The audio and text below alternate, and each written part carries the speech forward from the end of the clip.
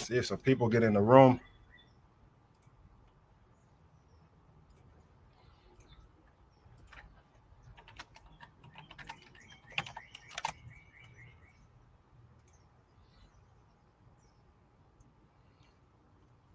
What is going on, guys? See what we got. Some people coming in. When you come in, guys, please make sure you hit the like button.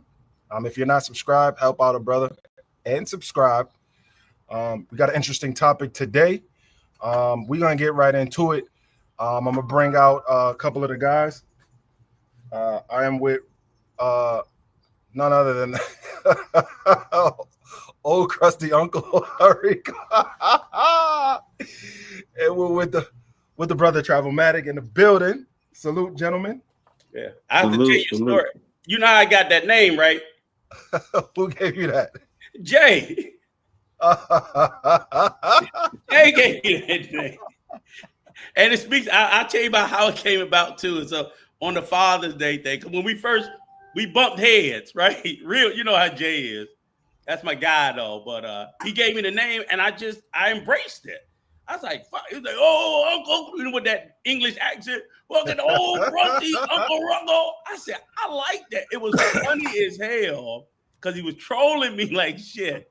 But I said, I like it. And I just stuck with it. I said, I ain't giving that shit back.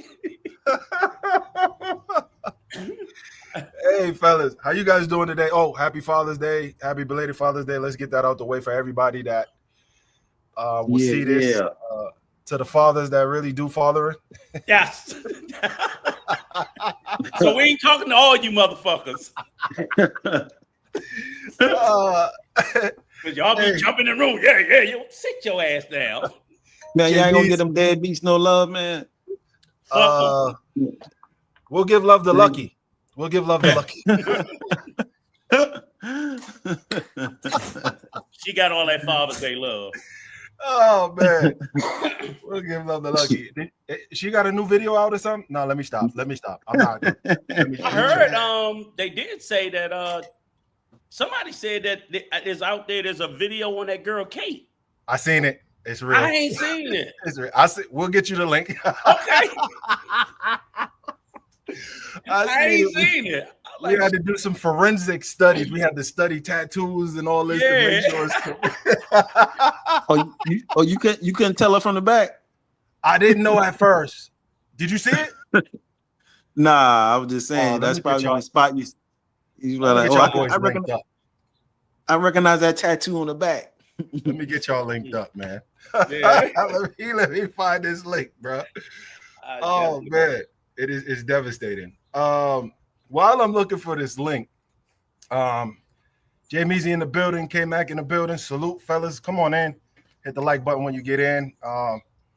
Guys, I did a video last, I think it was Friday, Saturday, and it was talking about what's going on in the United States. And we see that it's starting to be with the new immigration policies and Trump actually putting a boot to ass, so to speak, to illegals. We're starting to get we're getting some stray bullets from the Latin community because they're not seeing the representation of African Americans helping them in this process. The last time we tried to help people that committed crimes, they killed our leaders, right? They killed who they killed? Who's the people that helped Assata Shakur? Didn't they kill some of them? Yeah, some of the people, because she's in Cuba now, right? If she's still alive, we don't know. Right, I don't know. Yeah. But yeah, I'm sure they got rid of quite a few of them.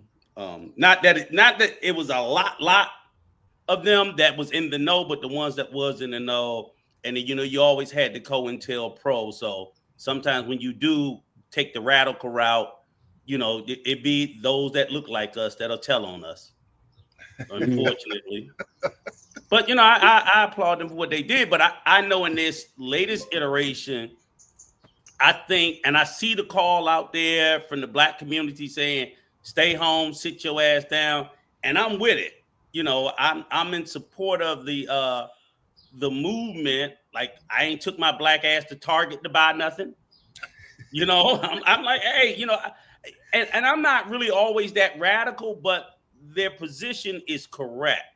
And I have a Salvadorian wife, so I have a Latino wife.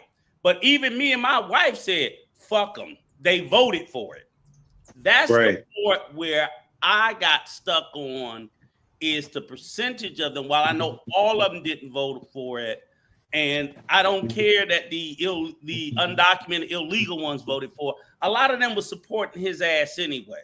So, like me and my wife, like my wife said, they just got to learn. They got to learn the hard way. Trump just got to put boot through their ass, and they'll fucking learn. But I do know, and so this has led to a deeper conversation where people are talking about a lot of the division that has historically been within the Black and Hispanic community. I can tell you firsthand, and along with generations, Hispanics have always been traditionally racist because they've been racist to the Black people in their own country. They have the same level of racism all throughout Latin America, just like they have in the U.S., so they don't look at the niggas in America any different. So because of all those reasons, and we're doing them a solid. We're not sitting there. I don't see Black people out there saying, kick them out. We just saying we ain't marching. So quit fucking crying. I agree. Jay Meese, we're going to get that clip. Jay Meese, if you're in the PLPU or you got the WhatsApp, hit me up on the WhatsApp. We'll get the link to you. We're working on it right now. We got it. We got the official information. To talk about your point, there you are 100% right. There is a level of racism in these countries. I mean, Brazil comes to mind first. Colombia, there is a little bit in Colombia as well, or a lot, depending on how you look at it. But I hate to see Travel Magic's probably gonna get on my ass though. I hate to try to like come to Colombia's defense. There is a little bit more. It's a little different of the things that happen in Colombia. Yes, they had a Black vice president last year, or she's still the vice president. Yeah, she's the vice president now. So there is, from what I see on the ground, there isn't like Brazil police targeting Black people in inappropriate or disproportional amounts like they do in Brazil. Police are going after everybody or not going after anybody as long as the person got money. So, you know what I'm saying? There is, I would say, more a class issue in Colombia, and most of the people that are on the poor side happen to be Black. From what I seen in Choco, and the reason why I say class, Rico, is because when I went to Choco, Choco is responsible for most of the gold that comes out of Colombia, and Colombia is famous for gold and emeralds, right?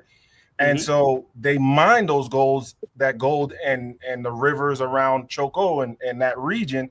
But Choco looks like a disaster area. It looks really run down, no paved streets, no technological infrastructure, big buildings. It looks like you're in the backwoods of Dominican Republic, right? Well, the only reason why I point out that exception is because everywhere where you bring up the racism argument, even in the DR, they deflect to calling it classism. And it is a form of classism, but what people have to understand is classism sits on top of racism. Classism is not a state separate from racism, because what happens is they say, oh, it's just classism, it's classism. I say, so, well, how come you don't see it when all things are equal?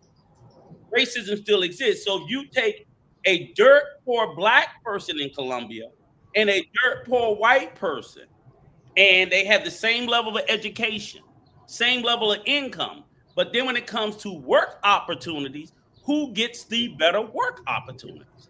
Still the white one. You see what I'm saying? So I'm like, so when the classes are equal, the racism is still there. So that tells me racism classism does exist.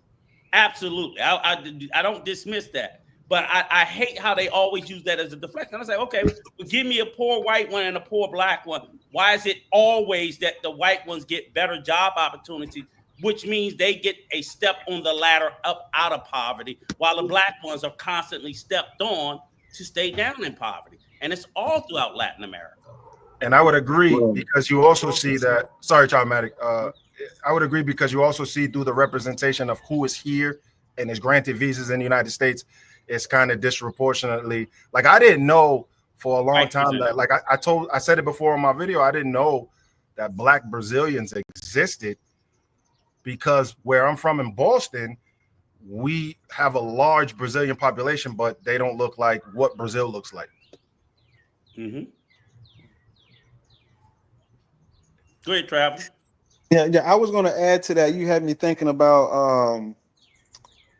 Oh man, it's I just was telling my boy about this a few minutes ago. There was a BBC documentary, I think, kind of like a behind the lens type thing I saw on YouTube, and they was talking about the darker skinned Haitians and the lighter skinned Haitians, and that there's a divide in who gets deported out of DR with that too, which I found that really shocking, that the hate for black skin is just that strong, to where a country that's so hated, like Haiti, within, I mean, that's can be questionable, but there's questions with how they interact with each other, that they will still take and load up all the dark-skinned Haitians, and the light-skinned Haitians they'll let stay in their country. I was like, damn, is it that deep? It is. You know, so there is a divide with racism, I mean classism, skin tones, and it all is supported by racism, which is like real crazy. But on the topic of the channel, because I mean, y'all boys brought me in. I thought we was already live when we was talking a minute ago. I'm like, we're gonna circle back to that. We'll circle back to that conversation. Yeah, we having a good conversation. I was giving you your flowers and everything, and I said, man, hold up, we wasn't even live. No, we're gonna circle back to the conversation though. We gotta get some of that out of here. Yeah, but with the topic, you know, because I had the thought of this with like, because I frequent like Mexico and like walking across the border from San Diego to Tijuana, and there actually has been a little of like issues with, or they're not making it so easy for you to go across the border like they used to. And a lot of times it depends on who was at the border. Was the question. Like sometimes I would walk by, they would just wave. Some of them, they'll pull my ass in the office. Like, you know, like, okay, hey, what you coming here for? What you doing? How long you gonna be? Like, it's gonna be 600 pesos again. I'm like, God damn, yesterday I could have went the day before, less than 24 hours later, and it's night and day. So now, go ahead.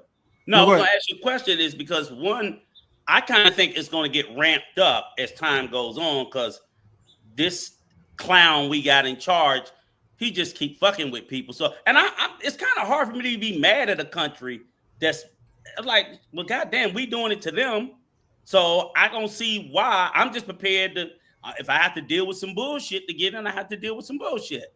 But do you think, like, you know, my thoughts about it is you're seeing a difference in how it's being and how you're being. I haven't been since Trump came back into office, which is, you know, okay. But I heard, and I get the news sometimes with other guys who've gone that said that like actually the last time I went, I got a 6-month they do the 6-month visitor visa, and it's actually, I mean, as long as you had it, it's only a one-time use. But if you go back through there again and you've been there like 2 months ago, they'll be like, okay. But sometimes, like I said, it all depends who's there. And so they were saying now everybody got to do it. I said, oh shit, here you go. Everybody got to fill out that form. Tell them where you're going, how long you're gonna be there. So I seen the pushback.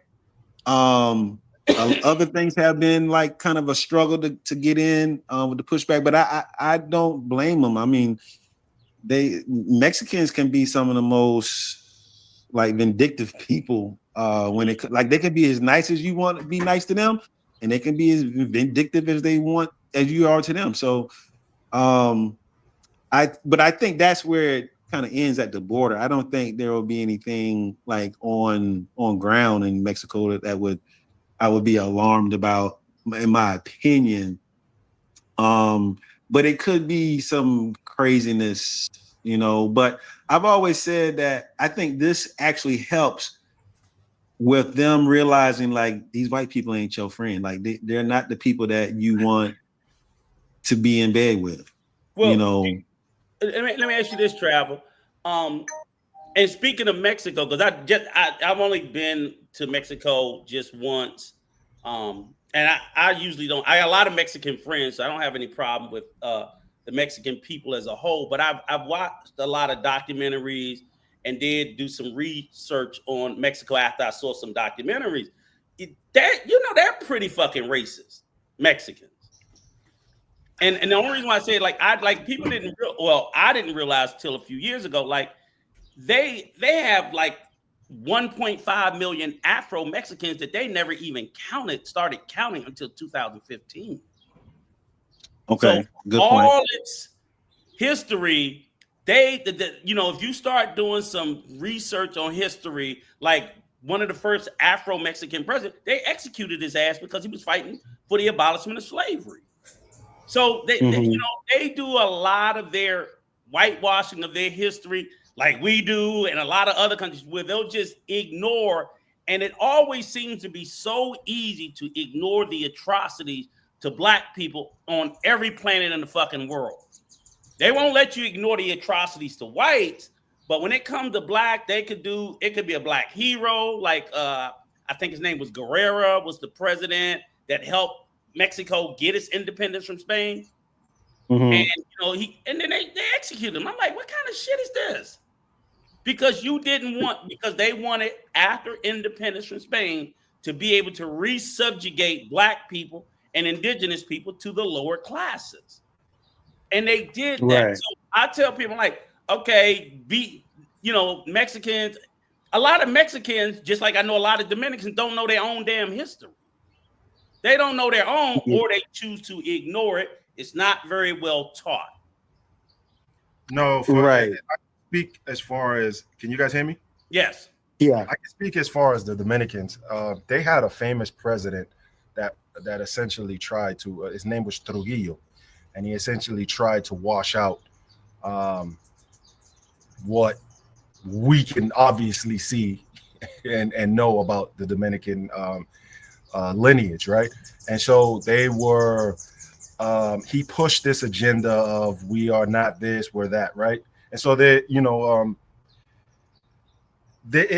a miseducation that they got, and I think there's a thing going around now where they said it's 42% Africa, sub-Saharan Africa, it's about 50 something percent of European, which is cool, but there is no embracing of the African culture from the Dominicans. And then I'll take you one further. I'll do one further. A lot of the foods that they eat are of African descent. A lot of the instruments that they use in their music, which I love, is African-esque. The style of music, it comes from, for instance, bachata, and it comes from a R&B type of feel, rhythm and blues, which was developed by who, right? So, it is a miseducation as far as the Dominican is concerned. Travel, you can speak to the Mexicans. You've been to Mexico. I've never been to Mexico, but before you do you guys think that maybe in these countries there possibly isn't a animosity towards us, but when they do cross the border and live here, it's amplified or it's taught? That shit is taught there. They bring that shit here. That shit is taught there. And I'm glad to shout out to Glenn B in the chat. Like he said, he brought something forward to my memory.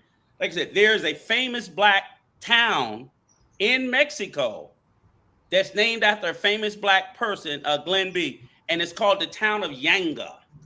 And Yanga was an African slave that escaped from slavery and freed all these black people, slaves, and they became Maroons. and they fought back. They was fucking up the Spanish so bad when the Spanish had conquered Mexico. They were killing so many of them so much that the Spanish did a truce with him and said, we just won't even fuck with you and just leave us alone. So they lived in Mexico as a country within a country, untouchable, because they couldn't catch him and they couldn't kill him. And all they were doing was ambushing him in guerrilla warfare and kept. That's a true story. You can look it up. It's Yanga, the town of Yanga. It's in Mexico, and they probably aren't even teaching it to their people. It's wild. I mean, and that information is out there. And in 2025, like I said, I've only been to Mexico once. I'm like, why I know this shit and all these other travelers don't? It's not. It wasn't hidden from me. Box over everything, man. Yeah. It's box over everything, man. Right, right, Glenby. All right, okay. So, but that is the truth. So this was a slave that got. So I'm like, we've been there everywhere. So, but what they did do, the Mexican government, was they just closed them off. Don't speak about them. This, that, and they just lived for generations and generations. You know, marrying. You know, some people would come into town doing a little. You know, for like hundreds of years. You know, kind of like here in the States, we had the community of the Gullah Geechees of South Carolina, just isolated communities of blacks left to their own accord to survive, but still you were in a hostile nation. And this is how, you know, yet they don't recognize, the government ain't support them. So that's where that whatever they see, it's just anti-blackness. That's all it is. It's just like black is seen as bad and not good and ugly and unattractive just because it's black, and white is seen as beautiful and good. It's just anti. Yeah, that's what I was going to go with. My response was that I think it's just misinformation and misinformed, like, or just lack of education, because just like BLB said, he didn't know that there were dark-skinned Brazilians in Brazil because of what he was, you know, what came through his eyes and what came through his ears. You know what I'm saying? So that's the same thing on the reverse side, I think, with Mexicans. And I have interacted with Mexicans on many different levels of years and years ago, if I even got into corporate America, right? Kind of like right out of college. I was working in the warehouse, and off of South Fulton in College Park, Georgia. And it was these guys that made crates for us, Mexican guys. Worked their butt off, man. These boys make a crate of a 20-foot crate in like 20 minutes, man. And them boys was nice. And so they stood to themselves. But once what I learned about Mexicans, once they know that you work hard, because the notion is that black people don't work, they lazy around the world. That's how it is. Even in Africa, Africans look at us like, damn, y'all lazy. Like, nigga, what? Like, you look just like me. Like, yeah, you from America, so y'all lazy. So you know, we not worthy, or we don't do things, and we not productive. We're not, you know, this and that. So the media around the world shows us in that light. And so once they get to know you, they like, oh, dang, you pretty cool. Oh, you work hard. Oh, you busting these crates out with us and stuff. Like, yeah, man. Like, okay. And they became real cool with me for years in that warehouse. And I started to see that with other ethnic groups, that they had that same perception of black people. So I think once you get past that barrier with them one-on-one, they really respect you, because what they've always been taught, like you said, they've been taught that is black Americans, they're lazy, they gangbangers, they don't take care of their kids. That's all. They not about family. That's what they all have been taught. And so I think that's the one thing that if you're trying to, because a lot of people want to move to these countries. Like, I never moved to Mexico. I would move to Mexico because I understand their culture, and I can get on their level. I can speak Spanish, okay. And so I think with those pieces, you can really thrive in Latin America or get over these little issues now. Like, I would still be confident going across the border. I think they would probably be like, oh man, I get it now. You know, y'all done going through a lot. Like, we going through, like, yeah, we've been going through that for 400 years. Well, let me ask you this. So go ahead. And speaking about how we're saying that this is the perspective that they have about us. Now, do y'all can see why, like when I came into space, I got upset a little bit about and why we need to be careful about how we present ourselves in these spaces. Because if we already saying, oh, the white man, that's all they showing them on TV. Well, what the fuck are we showing them on this? When we're doing some of the things that we do and people don't call it out. And we chuck and buck and laugh and cluck. And I'm like, so now why should they think anything better of us? When we got, you know, people putting all their sexual exploits and shit and just showing the worst of us because we think everything is a key. Well, I think they should. I think how I look at situations is in every ethnic group there is good and bad, right? Mm-hmm. And I think we as Black Americans are not judged on that scale where there's good and bad. We're lumped all together. So Pookies and Ray Rays, Quashandas, LaQuishas, all them, right? They represent us because for some reason their voice is resonated the loudest and people see it, right? So you got these podcasters, you got these musicians, these artists, these rappers, these athletes that possibly come from low education or low income areas where resources are not widely available to them, and then they're thrust upon us in the media, and they're thought this is your representation, this is who y'all are, but they don't understand the brothers from Spelman or the Black colleges down in Atlanta and Alabama. They don't see the affluence or the middle class of Black Americans to make that decision. And I think that we're kind of I hate to say it, it's like we're kind of held hostage by the ratchet at this point in time, and a lot of people see it. Plus, I will say, because I'm in a different place from a lot of people as how they think about white people, right? And of course, there has been some atrocities done to us by white people, but today, where we sit today, there are some damn good white people. There's some damn good white people. There's some damn good Black people, and I think that we also, as Black people, need to be careful how we talk about certain white folks. So because they're not all the same. Right. I'll say this. So like when I came into the space specifically, I came into the space through a particular lens. And that was really about older travelers, like of my generation. I can accept, you know what I'm saying? Like I said, the old heads. Because these motherfuckers out here acting like YNs. And that's what I really took offense to, because I'm like, nigga, you 50. You know what I'm saying? I get it if a cat's out there in his 20s and he's doing that. I'm cussing at my sons about that shit, right? Stop acting like a YN. Stop, you know, but that's what I get that. While I may not like it, I understand they haven't matured yet. But when you're 50 and above, I don't want to hear that bullshit. I don't want to hear it. And you should know, I know how I move at my age is a reflection on all of us, even those that's younger, but especially that's an older. So an older 50-year-old cat, I can't be over there with my pants down, trying to run with them. I shouldn't want to be. I shouldn't want to be. I shouldn't be trying to keep up with the 30-year-olds and the 20. What the fuck I'm trying to keep up with them for? So I think even that, when you're trying to sit there and mash all it, that's a bad look. And I'm certain, even if you caught my ass out there trying to run with him, nigga, you better not put it online. That's what I would be about. Like, what we do in the dark gonna stay in the fucking dark.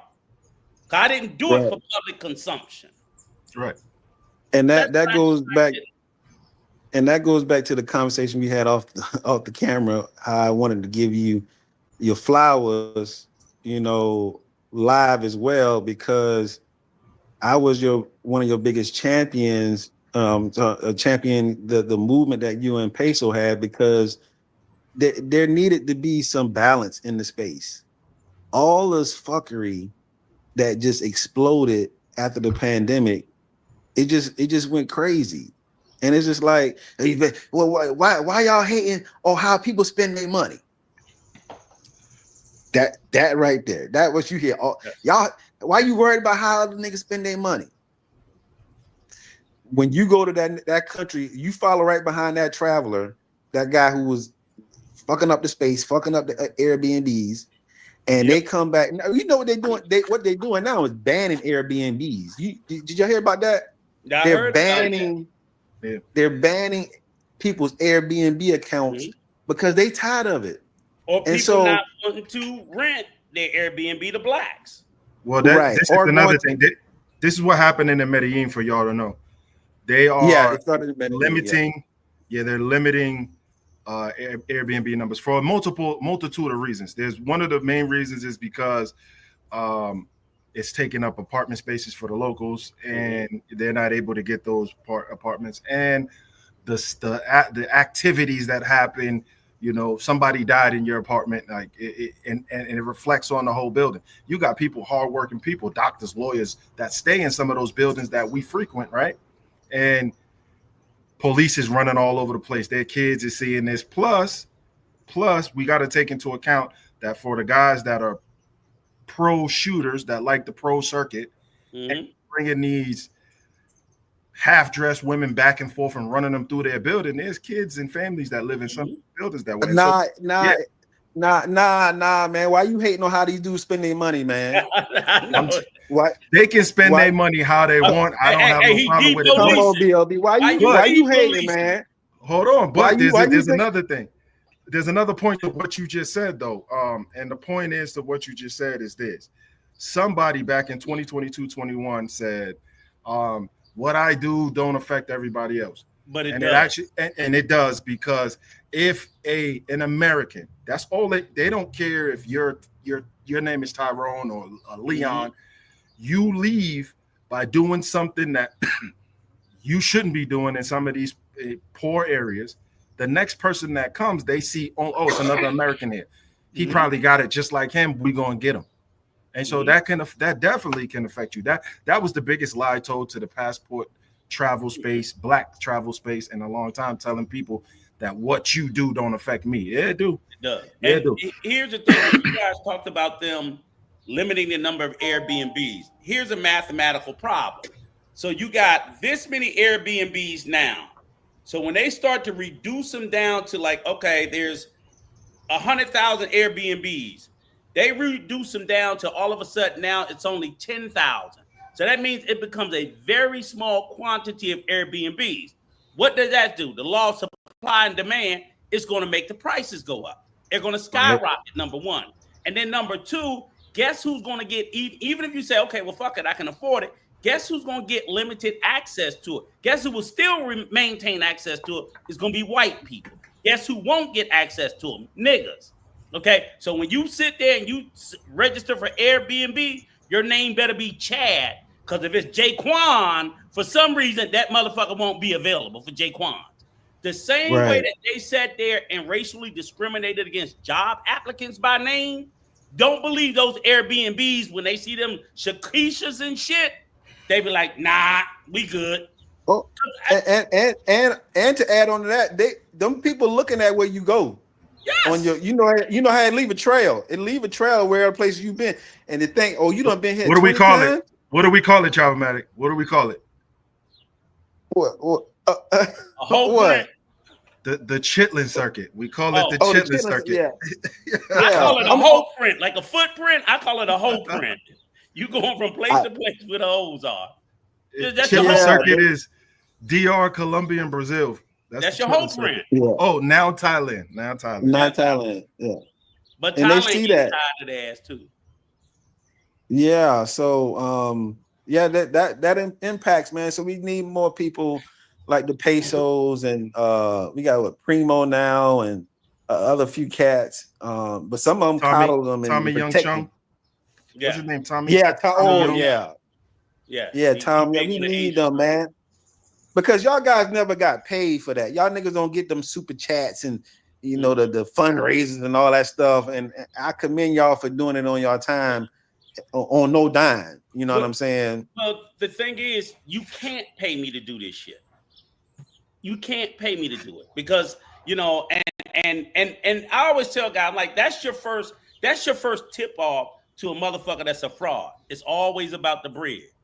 always the Cash App, always the bullshit consultations, always the bullshit this and that. I'm like, Consultation boys. Man, that's Consultation boys. You gotta pay a nigga to tell you how to buy pussy.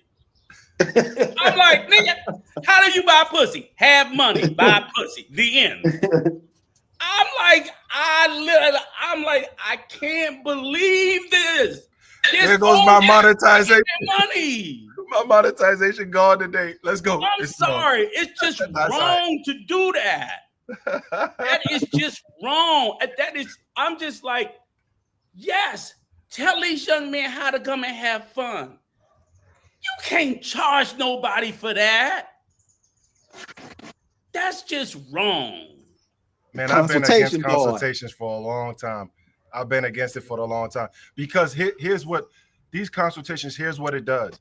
It takes away your ability to network your own self in these countries and meet people that could some way, somehow, someday save your life, right?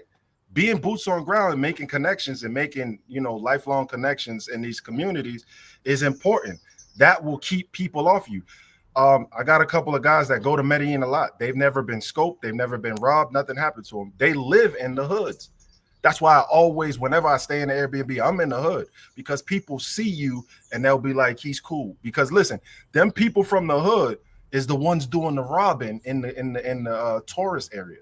So you thinking, okay, I'm in this nice apartment in a nice area, but some low income folks is gonna come and remove you from your things. You know what I'm saying? And people don't understand that. So that's why I always give love to the people. And then those are the people with the major connections that can get you places that you need to go, or has a connection to somebody that's something that you need. And so you got to tap in with the people. And if you don't do that, because I got a consultation and they told me to go here, like, how are you tapping in with the people? How are you making, your own connections? My thing is, this is my biggest flaw with the consultation game. I'm like, it's evident to me that they don't know shit. They don't know shit. They don't. Because I'm like, I could ask him, like, okay, Zoom, who's the premier of Thailand? Who the fuck is the premier? Who's the prime minister of Thailand? These niggas don't. If I ask a nigga who's the president of Colombia, these niggas don't know. How the fuck you gonna consult me on a country you don't even know who the fucking president is? If I ask you who's the chief of police of the city you in, you don't fucking know. What the fuck are you telling me if you can't tell me basic shit? So if you come to America, I can give you a consult. I can tell you who the president is, the vice president is, the speaker of the house, the fucking who my state senator is, who's my chief of police. I can tell you all this shit because to be a consultant of something, you're supposed to be knowledgeable of said place. So how can you offer some? So again, you're only giving consultation on buying pussy. That's what's crazy to me because I'm like, what are you consulting them on? None of, like, who's the big consultant guys? I'm like, what do you own? Well, they're also consulting on what apartments you can stay in that are guest friendly. You ask them, okay, I'm trying to buy real estate. What do you own?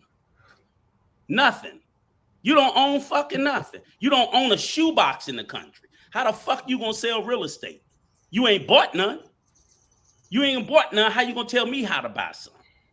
What do you know about the laws? Because I tell people all the time, I tell them all the time, I said, look, I'm retiring and moving to the DR. I don't have to motherfucking drink Presidente. I don't have to dance bachata. I ain't got to do a motherfucking thing in the DR, but follow the laws.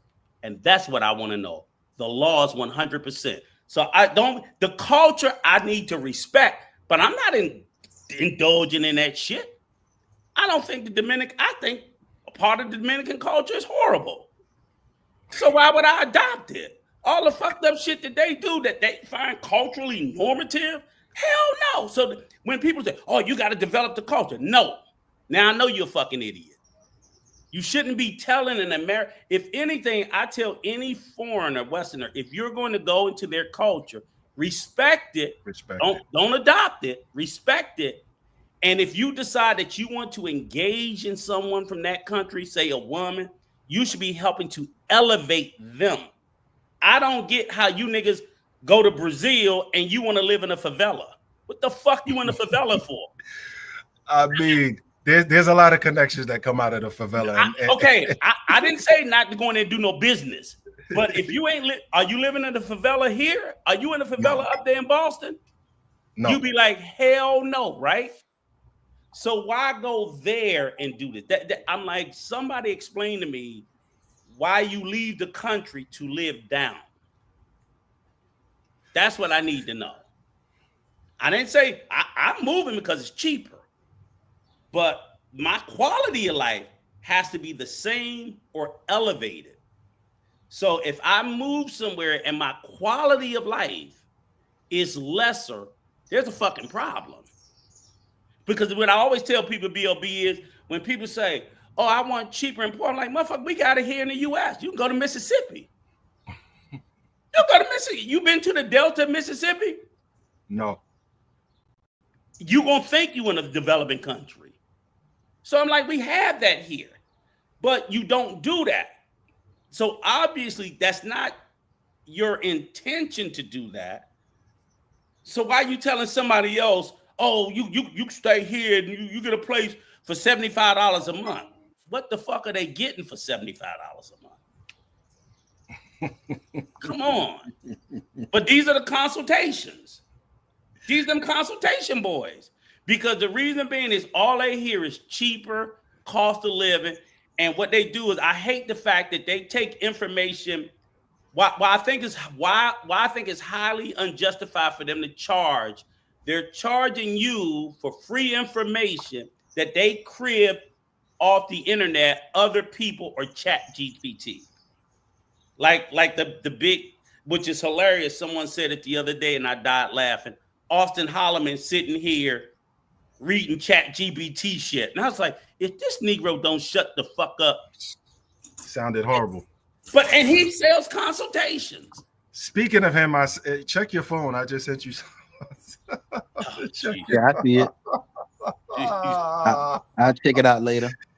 I want to read this comment real quick. He said, if you didn't come here the right way, then you broke the law, so that makes you a criminal. And I think that the people are missing this. Yeah, it's messed up to be yanked out of somewhere, but that's not our fault. That's not Black people's fault. That's the fault of the previous administration for doing that. Whatever side of the tracks you on, right? They did that. They had no plan. The plan wasn't well thought out. Now, the next administration, this is what democracy looks like. Another administration comes in, and they have the right to change whatever they want to do. Now they're yanking people. Okay, they're yanking people. These people don't have green cards, visas. They're not citizens, and there are some that were citizens that got yanked, but they're gonna fix that. It's a tragedy, and I don't feel bad for the people that got deported, that have valid citizenship and green cards and stuff like that. I don't feel bad for them because they got a walk-in lawsuit, so they're gonna be rich in a little bit. So I can't be mad at them when they start suing the federal government for false deportation. They're gonna get some cheese. I'm not mad at that. Now the American dream really kicks in for them. So I did want to say something about that real quick and I'm glad you landed right on that. Go ahead. I'm gonna move inside because it's starting to rain. Okay. Well, the reason what I'm saying is because this is a immigrant versus immigrant argument that I've heard, right? And it's funny. So I've heard a lot of because the big thing in the U.S. right now is obviously everybody giving Cubans hell because Cubans voted for Trump like crazy because they for years they had the easiest way to citizenship and residency in the U.S. So they like they always used to say, Cubans think they're white. That's what my wife's family and them always say. They think they're white because they get that pathway. What's funny about it is you'll hear some of the ones who voted for them say, I don't care about the illegal immigrants. My family came in the right way. So we ask ourselves, well, what is the right way? So we think they project that answer as if their parents went through the same shit that someone has to go through today, back in the day. But if you know history, up until like the 1950s, maybe mid 1960s, we almost had open borders in America. All that Ellis Island shit, that was open borders. the Irish, and all them from Europe, they just got on a fucking boat. There was no scrutiny when all these white people were coming in. So yeah, you could say your parents came in the right way. Yeah, there were no fucking rules then.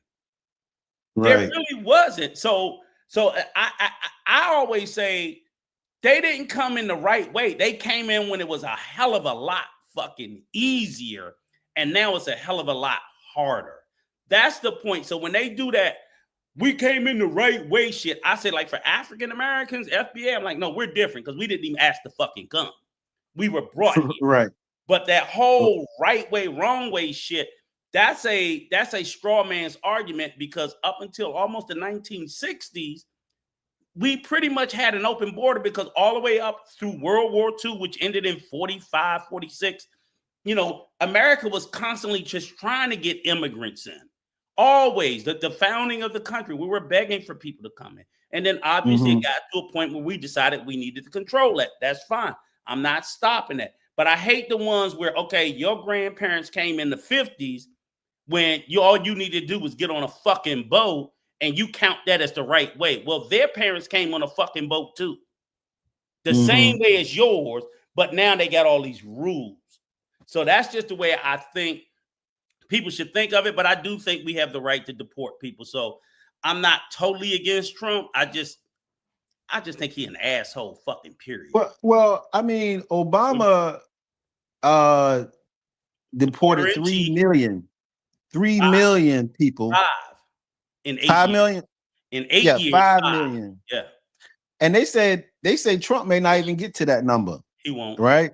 Mm-hmm. But he did it within the rules of the law.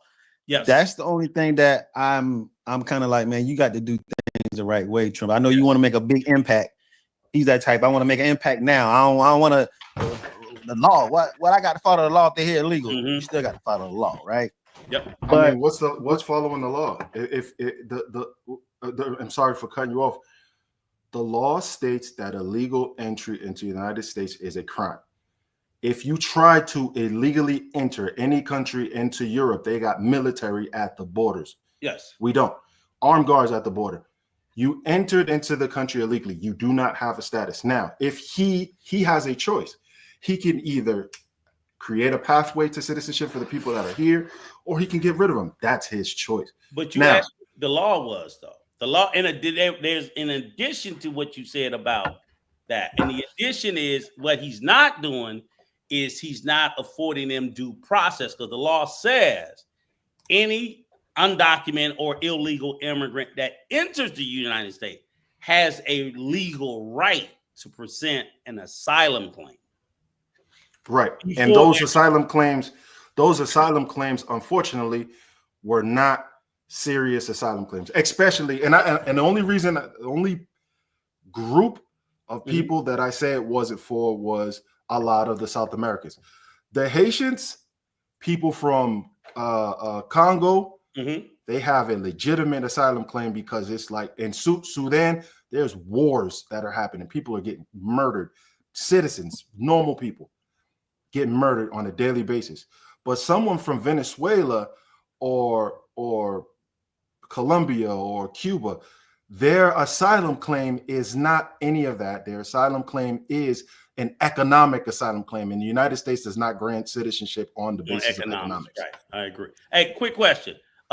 I just want to jump to, hey, brother K Mac, right? Can you click on his comment? I just got something funny to say about it. Which one? The only reason? K Mac, no, at the end.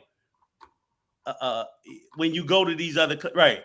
So this is the funny thing about it. I think this is funny. You said when you go to these other countries, how much rights do you have if you get? Oh no, I'm sorry. Or the one above it. I'm sorry, Big Money. Is that it? We're mad at the people charging for consultation, or mad at people for. Well, okay, I got them conflated. I thought it was all together. So I get it. To be honest with you, I'm mad at them both. I'm mad at the ones that charge, and I'm also mad at the idiots that pay. I'll be honest with you. This is the way I'll put it to you, Big Money, right? And check this out, BLB, right? My dearly departed mom, I loved her to death, but I would get so fucking mad at her, right? I would get so mad at her when she got an age because she was like an avid late night TV watcher. What happens late at night? All those fucking infomercials come on. All those all this blooming onion maker and all this stupid shit. My mother would spend so much money ordering shit to the point she had like 3 fried onion makers. And I'm like, we don't even eat fucking onions. What the fuck are you doing?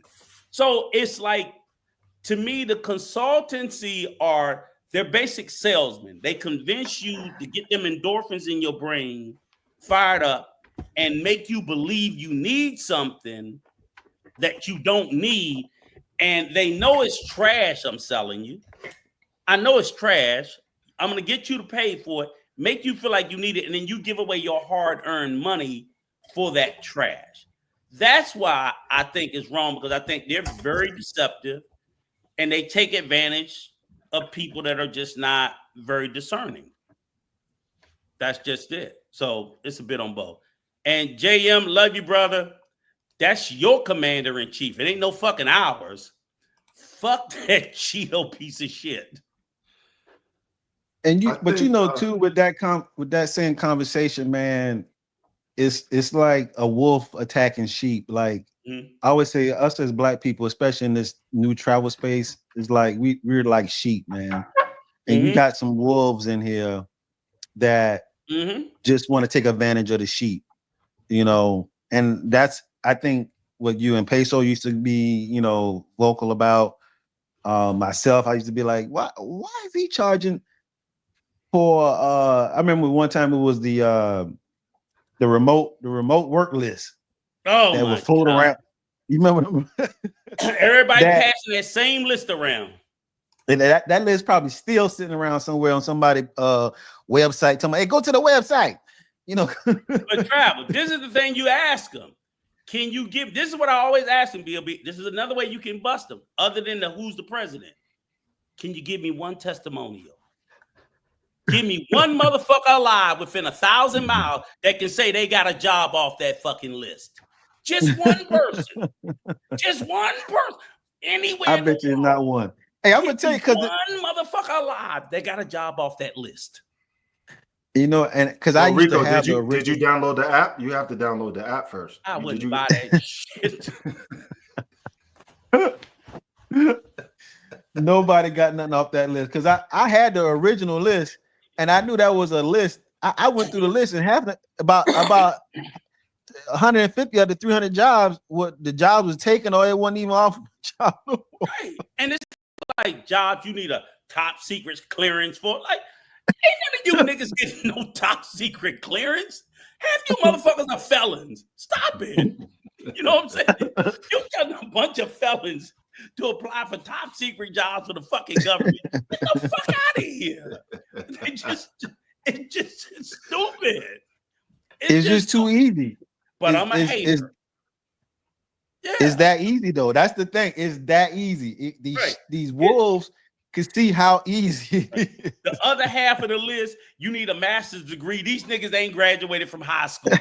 I'm like, come on, man. Can I ask you guys a question? Yes, sir. On JM's comment, respect the commander-in-chief. Now, I didn't vote in this particular election because I didn't like either candidate. Right? You're wrong for that. You got to vote. I didn't. I listen. I sat for a long time, for months, to trying to decide of who I would vote for, and I just couldn't do it. I couldn't do it. Well, did you vote for? But you could have voted for other shit. For the people in my city. Yes. Where I'm from is my state is blue as hell. Right. My city's blue as hell. So my vote really didn't matter. Who I would have voted for, they all won anyway. What about local, like school board? Yeah, that's what I'm talking about. They all the people that I looked on the list, they won anyway. So I didn't feel bad. All right. But what I will say for Trump, he was needed at this particular moment, at this particular time, for certain things. Now, his whole agenda, I don't agree with everything, but there's certain things that he was needed because no one else was going to do it. This immigration issue is a bad issue. And the reason why it personally affects me is because I have friends and family that had to wait years, 7, 8 years to attain a visa to enter the States. I know a man and a woman that particularly lost their wife and husband while waiting for this process and couldn't come to a funeral. So I seen it firsthand of how these people, I know African brothers and sisters whose mom died waiting for their visa to come to the United States, and they did it the right way. Now, from when this first started, the Latinos and the Africans that I spoke to on a daily basis, they didn't like that it was open season, because look, if I wait in line, Black people, if you in a line somewhere, I don't care where it is, a concert, a game, and somebody cut that line, we going crazy. How do those people feel the same way? So it's not right. So yeah, kick them all out, start over again. Now, if Trump, what I do criticize Trump on about this immigration situation is he allowing for the people that will be vetted and will come back, that they're clean and they're here for the right reasons, will he allow some type of accelerated process to obtain a visa to come into the United States, whether it's work or a temp visa? Is he doing that, or he's just getting them out and saying bye? See, and I was going to say, now that's the second part of the equation, right? You're right. So, and I get it, and I get how they felt that way, and I would feel the same way. Like, fuck that shit. If I gotta wait, you gotta wait, right? But now, which I agree with that. What in fact my issue with Trump is, yes, he kicking them out, but now he's shutting the door. Because I tell all my friends who got spouses overseas, I'm like, she not coming as long as he in office. When he's out of office, maybe. But I think it's even going to be stiffer, because what Trump said, we forget what he said in his first administration. Remember, he said, why do we have to take people from those S-hole countries? He talked about Haiti and the countries in Africa and whatever. Remember, he had the shithole countries. But the second part is the part they talked about it for a minute, but people forgot. Why can't we have more people like from Sweden and Switzerland? Trump's going to open immigration back up, but it's going to be from Europe. And it's going to be people who, like you said before, about you never thought they had Black Brazilians because all the ones that came to America were white. You never thought they had Black Mexicans because all the ones that came to America were white. Well, now he ain't even got to take them from Brazil, Mexico, or anywhere in Africa. I get them from Sweden and Switzerland. Because there's this whole ideology of people, that whole replacement theory bullshit, where they're crying about in the next 10 years, America will go from being a white majority country to being a majority minority country. Meaning it will be more people that are non-white in America than whites. So now what they're trying to do is they're trying their damnedest to push a pro-immigration policy that's going to favor whiteness over non-whiteness. So they're trying to slow down the non-white, because the majority of immigrants that want to come to America are non-whites, whether they're from Asia, Africa, Latin America. That's where the majority want to come from. They're trying to slow that down, and they're trying to get more white immigrants to come to America, because that helps them maintain power. They're going to keep the minorities, but he already has that plan in place with the golden visa. You know, that with a $5 million investment in the country, you get what we call a golden visa. So you're more likely to pay it. He's not going to be able to do that because. But that's his dream. That's his. Yeah, that's his. He's not, and it could be policies of donors that want to see that somebody. We all know Trump is for sale, kind of, sort of, right? Well, you can technically say that about all presidents. They're for sale at some point, right? You know, whoever donates enough money to them, they're gonna do whatever. So I mean, I have to. You got to put some sort of respect on Trump's name, and I'm not a Trump supporter. Let's be clear, but he's doing what he said he's going to do, and he's doing what his donors asked him to do. So I respect that. But go ahead. Let me just say this real quick. you mentioned the Cubans, and I don't want to lose this thought before you mentioned the Cubans, and you mentioned Ellis Island, and remember, but you didn't mention the Mariana boat lift in Florida. Mariel boat lift, yes, Mariel boat lift. Those same Cubans that have shown a great disrespect, and I'm only talking about Floridian Cubans, because New York Cubans are a different animal, and they move a different way. I lump all them motherfuckers together, but go ahead. Floridian Cubans particularly will support the Republican Party, which is fine. That's their right. Mm-hmm. But according to the data, 850,000 Cubans have entered through this program that was set by Biden's administration. 850,000. So now the Cubans are getting deported. Mm-hmm. And now you're starting to hear from Cubans, the Floridian Cubans, about how Black people are not coming to help. And fuck you. They have been vocal about police reform and the things that happen to Black people at the hands of the police and things of that nature. They have been vocal about how they have a disdain towards Black people, and now they're asking for help from Black people. I think that's hypocritical. Yeah. And I think that as far as the Cubans are concerned, right? Mm-hmm. They don't mention about the Africans that are being deported, because we have tons of people from Somalia. We have tons of people from Ethiopia that came through that policy. And remember, when the Ohio thing happened with the dogs and cats, mm-hmm. they had memes and TikToks. Yeah, they didn't give a fuck. They didn't care. They didn't think it was going to be them. At that moment, they thought it was just going to be the Blacks. Get the Blacks out of here. Get the Blacks out of my country. That's what they thought. They got their nigga wake-up call. So I'm sitting there saying, Cubans are anti-Black. They are racist as a motherfucker. They some racist pieces of shit. Even to the point, if you sit there, but I really struggle with it too, because it is textbook racism. That's all the fuck it is. It is even to the point that Cuba has a large Afro-Cuban population. They are fucking racist to them.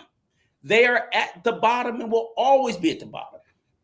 But what makes it difficult for me to fight is even a fucking Afro-Cuban, a black-ass Cuban, will be racist to an African-American.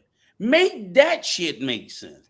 I've never seen that, but I'm not saying I don't believe it. Let me tell you why you've seen it. And I just caught you in a lie, BLB. You have seen it. Motherfucking Enriqueo the leader of the Proud Boys. Is he Cuban? Yes, he's fucking Cuban. But you consider him to be Black, though? Look at that nigga.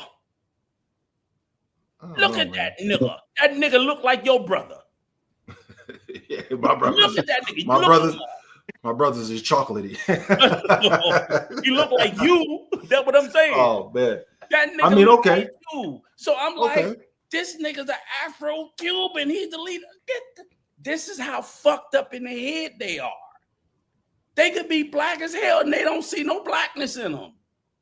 Like, what the fuck is wrong with you? So let me ask y'all both this question. Do they have to? Is it a necessity? And this is what I've been researching. Okay. Is it a necessity for Latinos to embrace their Africanism? Is it a necessity for them to do, or is it a necessity for us? Because and the reason why I say that and I ask this question is because a lot of Black people always want to bring people to the group. No, they want to bring. It's like remember that Dave Chappelle skit where he did the racial draft? It's like, yeah, we want to take them. We're going to take them. Do we have to? No. Can we just let them be? Y'all over here, we over here. Sure. But this is what I tell them. If you put like this, for any Afro-Latino or, any Afro-Latino, either you embrace your fucking blackness or you go down the rabbit hole of the psychosis of the mental disability of Sammy Sosa. And we all, and I mean that, no, I mean that shit seriously, because this is what I'm sitting there saying. Really, is like I look at, he's Afro. I look at an Afro Dominican man, undeniably Afro Dominican, right? And the level of self hatred, or the level of whatever mental defect he was going through, that would make such a level of importance for him to bleach his skin, to lighten himself, to look like that. I'm like, the depths of hatred. And I get it. I'm pretty sure he was teased. He was made fun of. You know, we know I got a dark-skinned child, and I used to always have to reaffirm him every day. Like, hey, the blacker the berry, the sweeter the juice, all sorts of things. You know what I'm saying? And he still dealt with it. But I was like, motherfucker, we ain't doing no bleaching, or I'm fucking you up. You know, that we just ain't doing that at all. And I expect my grandbabies to look just like your ass, okay? Because I loved you. That's gonna be enough. But I can imagine what he went through. But this is what I'm saying is, so when we sit there and you ask the question, BLB, do we have to? No. But then what happens is, I'm telling you, in the Latin community, which is no different than America, they say they are, it's still white supremacy. So it's like, if they don't have to acknowledge their Africanness, then that would be like us saying, well, it doesn't matter if I'm black, and then all of a sudden we all start bleaching and all trying to become biracials, and sooner or later we eat the erasure of blackness in us. I don't think that's a world we want to live in, that we think is healthy. I just don't. That's giving in to because it is just, and white supremacy is a system. We don't have to say, you know, I don't cry because it exists. I just tell motherfuckers, admit it exists. See it. That's what I don't get. I don't get why people, you know, they say about like, oh, I believe in colorblind. No, because when you say you believe in colorblind, then they saying they don't see me and you, BLB. Nigga, how you gonna tell me you colorblind? Nigga, then you don't see me, because I'm a color. And I'm a color that's different than someone else. And that's the structures of the world. So white supremacy is a system. It doesn't mean white people are bad. It just means we all live in a system that was created by people that said this is going to be more favored than that. Now, how do we live in this system that my place, if I feel like I should be treated better, how do I do it in spite of these differences? In other words, I look at it like that. As a black man, it's just as difficult for me to live in a white world as it is for a woman to live in a male world. Because a woman is still a woman. She can't grow a dick. No matter what she does, she can't be a man. So there's always going to be a level of oppression for every woman on this planet, because we are a male-dominated society. That's why when all these niggas be sitting around crying, I'm like, motherfucker, it's still a patriarchy. Shut the fuck up. It may not be perfect for black men, but you still got a dick, nigga. You got to up on somebody. That's why I always feel more sympathetic to black women, because I know all women are subjugated under men. Why? Because we're bigger, we're faster, we're stronger. Ultimately, we could snap back tomorrow and go back to dudes beating bitches' asses. We could all do that, because when people sit there and talk about, like, oh, back in the 1950s, I'm like, nigga, they was beating the brakes off bitches back then. They were just doing it. It's just a fact. And I'm not talking about black men. White men were doing it. He come home, supper ain't done. She going to bed with a busted fucking lip and maybe a black eye. Ain't gonna get fucked that way too. While he blowing liquor on the back of her neck. Ain't shit she can do about it. She can't report the nigga because she need him to fucking keep the lights on and the rent paid. She got to take that ass whooping and that dick all in the same day. So I'm sitting there saying, like, that's just, I'm not saying I feel sorry for him. I'm saying that was the reality. And yes, it's gotten better. So dudes today cry. I'm like, yeah, you know, so what? You don't get to fucking do that to them now. I don't think it's a bad thing. You know, because and I think because I think about my daughter, I don't want her to grow up in the world where or my granddaughters in a world where I know, because like I said, I know what my mom. I said my mom was born in 1939. I know what it was for a black woman to grow up in 1939. Are you fucking kidding me? A black woman. I'm like, oh, the black man. Yeah, the black woman had it worse. She could get knocked in the fucking mouth and raped by any man. Any man that won't snatch it. If the white man snatched her ass in the alley and did something to her, that nigga gave a line. Ain't nobody gonna believe her. So those women had to swallow it. There is, okay, I get that. And I'm always gonna play devil's advocate. Okay. There were some places that black women in those days had access to that we didn't, because white America at that time saw black women as less of a threat than a black man. Like where? Like the White House. Majority of the people that worked in the White House was black women. Cooks, cleaners, all that. Cooking, cleaning, things like that. But they wouldn't hire a large part of black men. They wouldn't hire or put a whole bunch of black men. Certain office jobs or certain companies feel that it's easier to deal with a black woman than it is to a black man. Back then.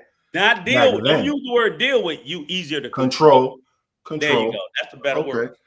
That's the better word. It's still that white supremacy, that control. Okay, I just smacked this negress. I have to damn near kill this nigger. Yeah, and so that's why I say that point to the point of this comment, right? And y'all probably not going to agree.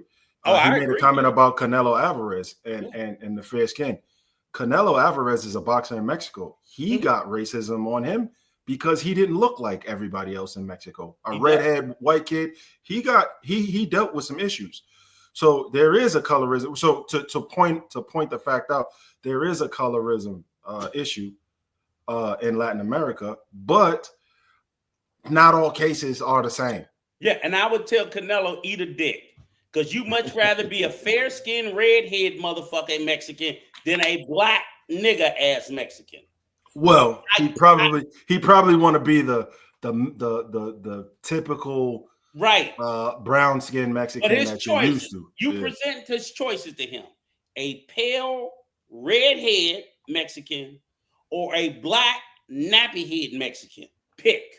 Them your choices. Right. The third choice don't exist. Them your two choices. Pick. Let me ask y'all this: if you had that same choice to come back in life as a black man or white man or whatever color, would you choose black again? The way some of y'all niggas at. That's it. Hey, and again, you gotta be a nappy head, dark skinned nigga, which they have in Mexico. They got them. So, and that's what I always tell people: you got to put your mind in that person's life experiences. That's all I'm saying, because I'm like, nah, bro. Man, that's tough. At most warehouses, blacks don't work hard. Keep it a buck. Oh man. Oh man. I've seen both. He was talking about my comment. I've seen both. The third choice don't exist in this experiment. Tell them again, BLB. The third choice don't exist. They only get to two. Oh man. Between choosing, only get the pale, the white skin, and the red head, which is what he is. Go ahead. But I'm gonna tell you, man. Because I joke around this all the time. I said, man, sometimes I wish I could bleach my skin because niggas be so embarrassing, man. I'm talking about just embarrassing. I be embarrassed to be around some niggas the way they act. It is because a lot of it is not even like just a bad like. You just knew that was dumb. You just you ain't no way you did not know what you did was just dumb. But you did it anyway. And it's just like I really hate ignorance. It just makes me want to just slap them on these motherfuckers. But so let me again, and that didn't again while you asked in the chat, but that goes back to like we had said at the beginning of the conversation that we were going to get into. Which I mean, we still want to. I don't want to get too far from what you were saying, Travel. The situation is And I tell everybody too, like I said, you know, that me and my wife have been married going on 12 or 13 years now, right? So I've been rooted in the Hispanic community, well, this go round for almost 14 years. And I can tell you, there is a lot of fucking rampant racism that exists in it. And a lot of it, the overwhelming majority of it comes from a place of ignorance. It just comes from a place of ignorance, lack of education, you know, just what they think about us, this, that, whatever. And like you said, overwhelmingly, like it's exactly like you said, Travelmatic. Overwhelmingly, once they get to know you and see you firsthand, they go like, "Oh shit," you know.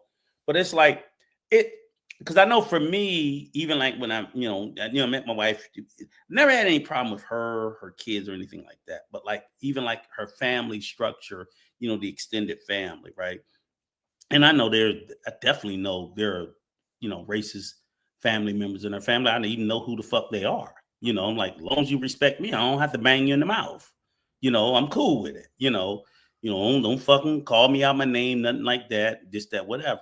So what I'm saying is, and it was kind of funny because I'm pretty sure I always laugh at her. I said, I bet you they thought when I met you, when you decided to introduce me, I was gonna take all your money. You was gonna be taking care of me. Little did they know that you taking all my fucking money, and I've been taking care of your ass, right? You know what I'm saying? It's like I'm like everything they thought that you was gonna do for me. You've been draining my fucking ass for 14 fucking years, right? And like now, I walk on water. But it's the point that it's like, and I didn't like have to get there in a long period of time. I got there in a short period of time. It was just like I sometimes, even 14 years later, still get offended. Like, why was I ever looked at that way in the first place? Why did the presentation of me bring that as the forethought to you guys? What is it about that? You know, I think of it as a concept, and I know it has nothing to do with except for the fact of my skin. I'm like, you never met me. I never said anything to you. I never did anything to you. What about me that's any different from anybody else other than my skin? So I know it's that, and I know it exists, and I know how I see those members of the family that I know to be racist, how they present around other people. So even when I started introducing my kids and my family, I'm like, look, I'm just letting these motherfuckers know these little niggas, these YNs ain't the one to be fucked with. So they better watch their mouth around them, you know, which they, it's been flawless for me, but I know my experience is not everybody's. And I know that some families are not accepting of it, some are okay.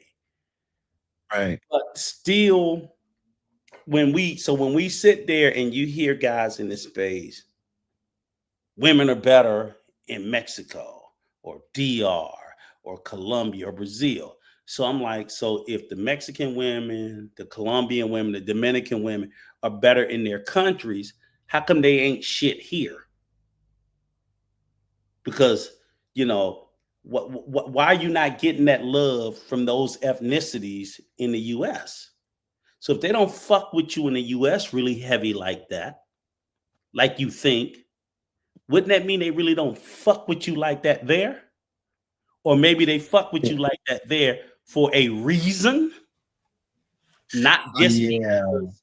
That's kind of that's tough because I get what they're saying. Mm-hmm. They're saying, and probably the phrase "they're better" maybe could be said differently, right?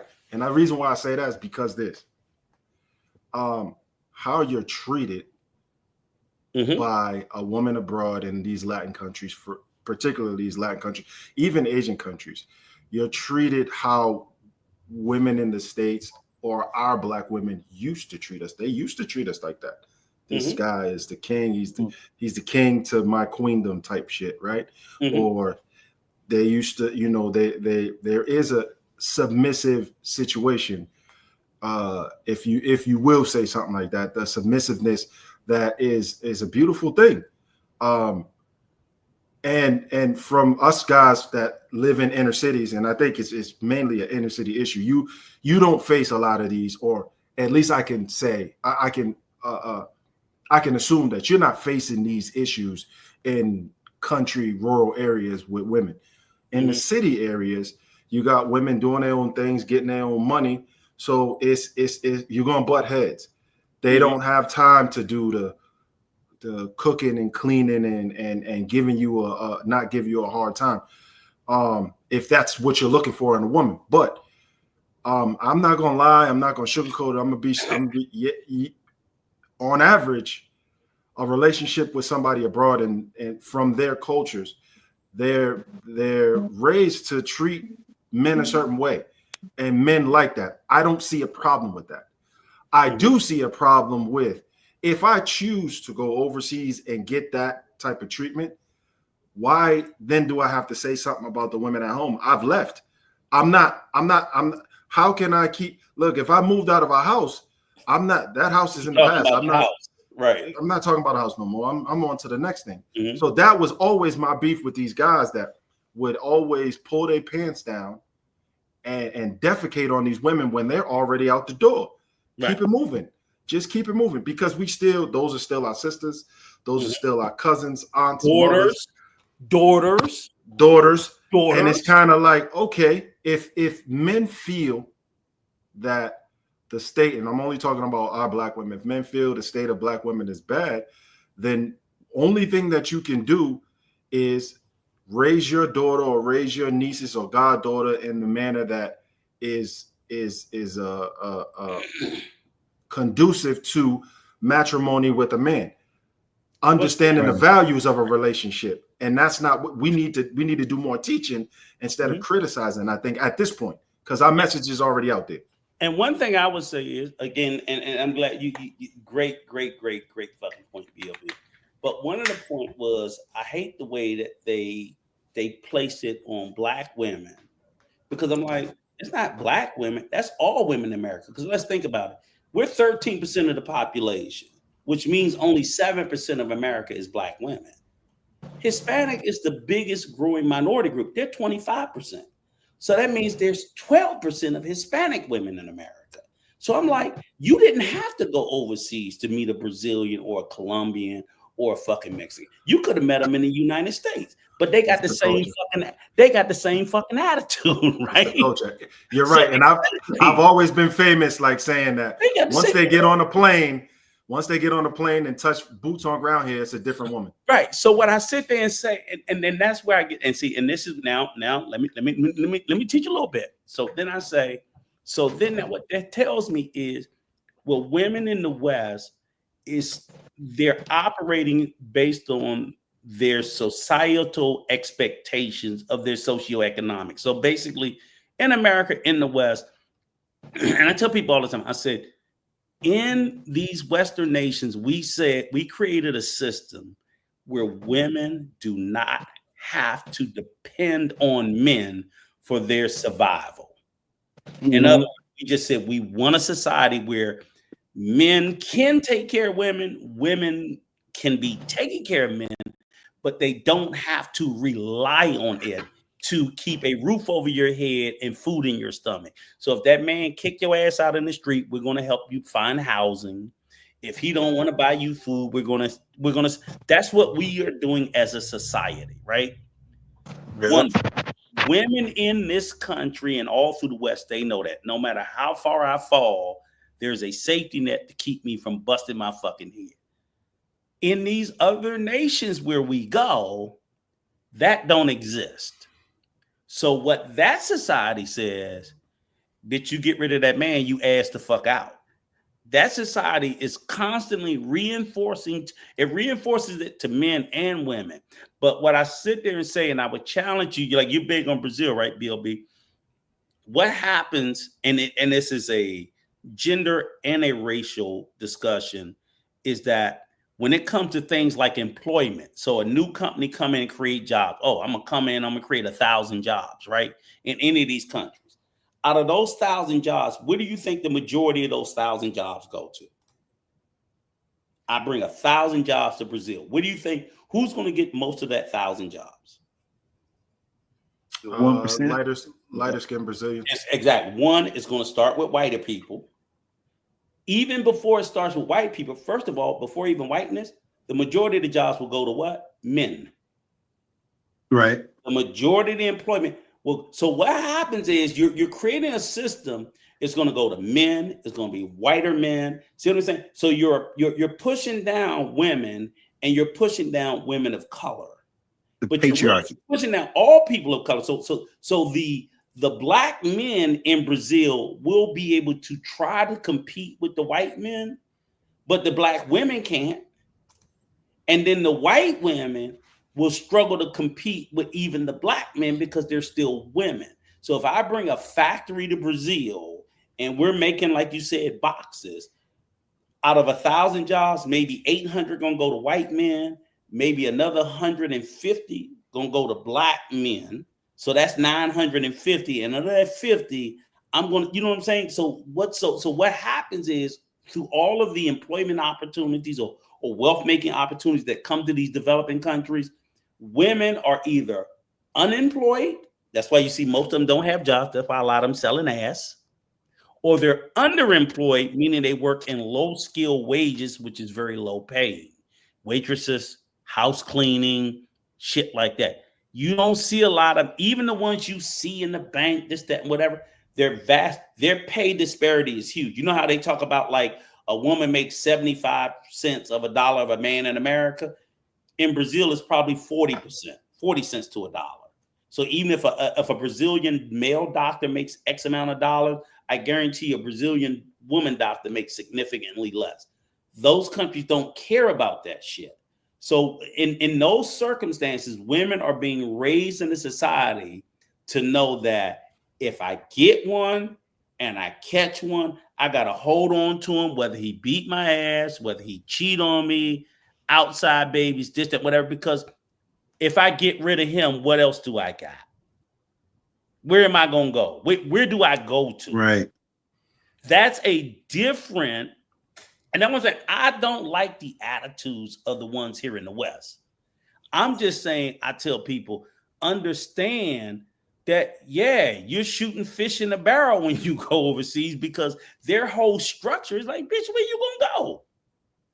You gonna get tired of my shit and go where? Where you gonna go? It ain't like you ain't got no help. So unless you got another motherfucker around the corner lined up to step in and replace me, which if I go and get an adjustable 6, I know you don't, then you gotta put up with my shit. Yeah, I always said if they had WIC and Section 8 in Sasua, yeah, shut it down. That's what I'm saying. Think about it. It wouldn't be one chica in Sasua. They had WIC and Section 8, boy. Think about it. I ain't talking about no YouTubers. I ain't talking about no new condominium coming in. That's a fact. If they put WIC and Section 8, it would be a chica. If they put it in all of DR, it would be, you know what it be? You know what it would be? Puerto Rico. Oh man. That's the truth though. That's what it would be. Puerto Rico is 40 miles away from DR. You gotta be over here drooling, bro. That's the truth. Travel, you killed it. Puerto Rico is 40 miles from DR. Oh man. And that's night and day. Because they got Section 8 and they got WIC and EBT in Puerto Rico. If they didn't have that, them hookers would be down in Old San Juan tomorrow if they take it out. Yes. They'll be out there selling that box. Let me push back on that a little bit, fellas. Yes, there is a kind of like golden goose mentality. And if y'all don't know what I mean by golden goose, is you're the golden goose when you come around these areas. You're gonna take her from her situation and make it a lot better. So she sees you as the cash cow. But there are some guys that have, even in the Passport Bro movement, there's been some guys that married some women and have successful relationships. You just don't hear about it. You don't hear about it, and they don't have YouTube channels. There are men that travel overseas and marry some women and have great relationships. It's a possibility. And you got guys that is sick and tired and fed up of the Northwestern, because when we say Western, you also include South America, the Northwestern society and cultural norms, whereas they fall in love with the cultures in other countries. We all know that when you're in Dominican Republic and you're dealing with a Dominican woman, Travelmatic, what do they do? How do they treat you over there? In DR? In DR.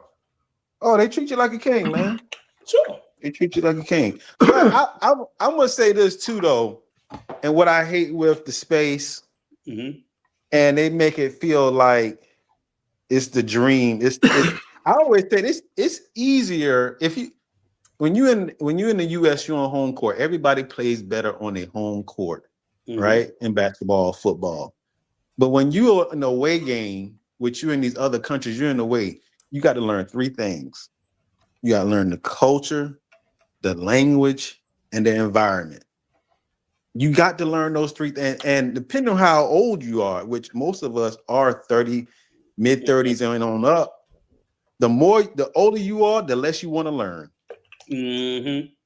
But let me ask you this, because you said something that was pretty powerful to me, and you backed it up, Travel.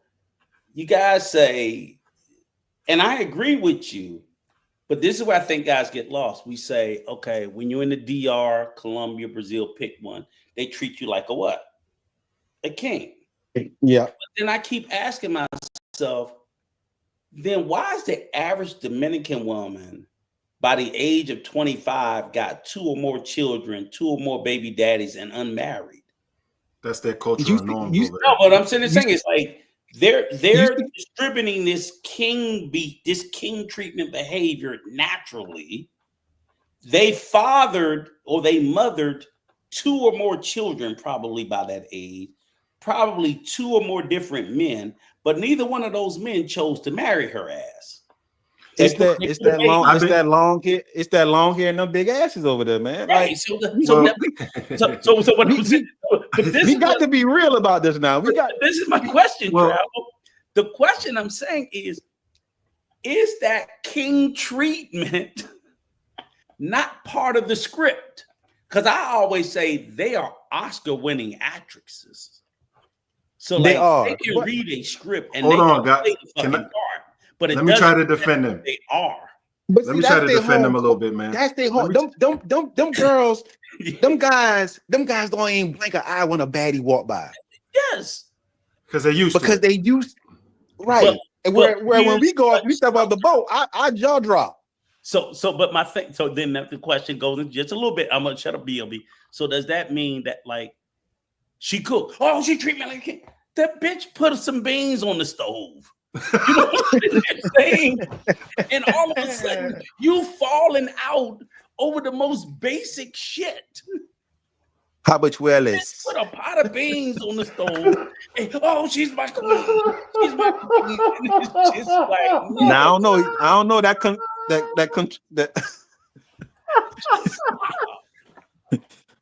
Sometimes it's too much. That control. What was that control? Control. Sancocho. That Sancocho. Now she put that Sancocho on the. She put that Sancocho on the stove with a little piece, with a little side of rice, man.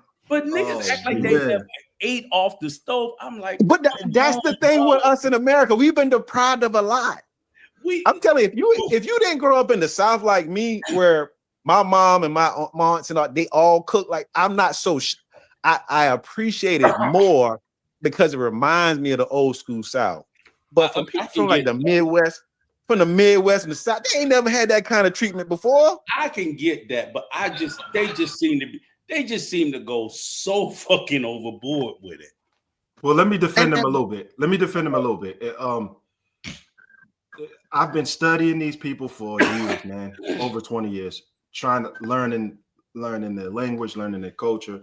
My 17-year-old son is half Dominican, right? Okay. They have a situation, and I can't blame Dominican women for all of this. Dominican women have to deal with a exorbitantly high amount of infidelity in their relationships, right? So that woman that's 17, 18, she has a baby by a guy that she thinks she loves and she's going to be with him forever. And they're also ignorant to their cultural norms too. They're ignorant to their racial makeup, and they're ignorant to cultural norms. And I mean, what I mean by that, for people that don't understand it, to all my hood people that's still watching this, why would I continue to deal with these men that consistently do the same thing? The behavior never changes. They're over 80 or something percent. There's probably, and the percentage of women in all of you Dominican Republic, they're probably 80 to 90% single moms. Because, and their similar complaint between all of them, if you talk to them all, is these men are unfaithful, right? And so I say, and this is what irritates me, because you get an American like me, Rico, or Travel, that go down there looking for something significant, and then they give us basically their ass to kiss, or they're utilizing us to utilizing us and other people at the same time. They are, if you want to say American Black women have some psychological things that have happened to them that caused the Dominican women have the same similar situation. But the difference between United States Black women versus Dominican women is they still maintain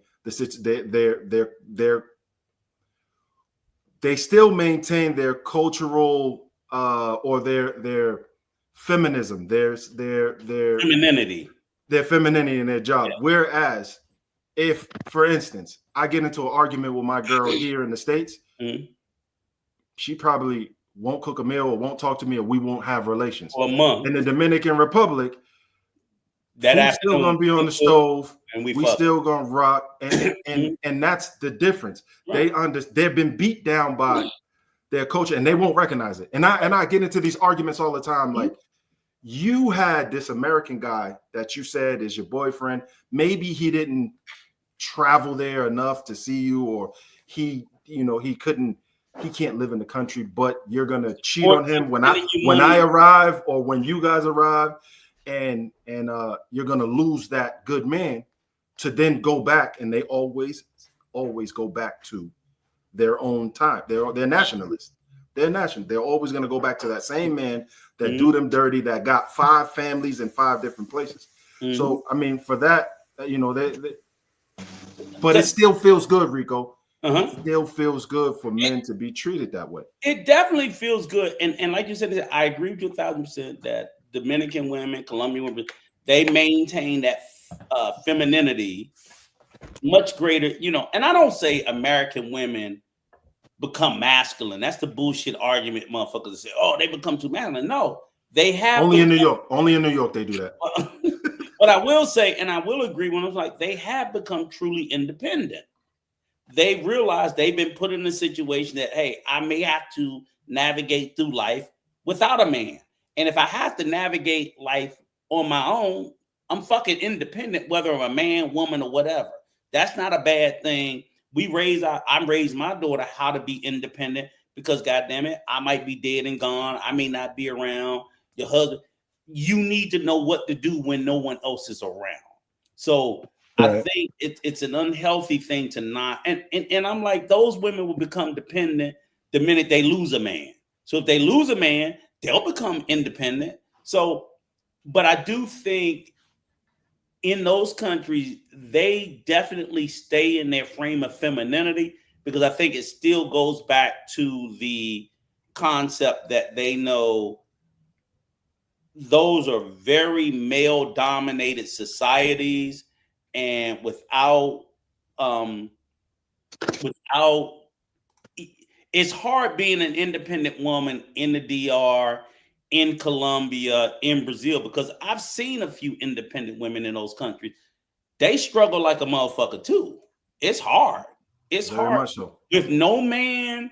And I don't mean like, even if she like, I'm gonna run my own business, I'm gonna do that. Like we was talking about this earlier in my chat, like about businesses. I said, that's why as a foreigner, I don't want to do a business in the DR, because I know other Dominicans gonna be trying to fuck my business over, because the competition is they don't want to see a foreigner come in and be successful. So that's how they are. They have a lot of mafias, the taxi cab mafia, the bus mafia. If they see you open a bar and being successful, they're going to undercut it, whether it's through fucking police raids, government regulations, until you fucking go out of business, and then they're going to take over. That's just the shit they do. They'll do the same thing if a woman is operating independently. They're going to do the same thing. So it just really makes it that much harder. That's how they do towards each other. They'll do it 10 times harder to a foreigner and 10 times harder to a woman. I just know that to be true. And I'm like, fuck it. Y'all can have it. I ain't fighting with you motherfuckers. And that, and I think I've talked to B.O.B. about this because in my times of going there and just learning it, I slowly started to understand, like, it's okay to be fucked over by your brother, your cousin over there. Like, unlike us in the States where we may fuck around and disown a brother or a cousin because you stop watching that video.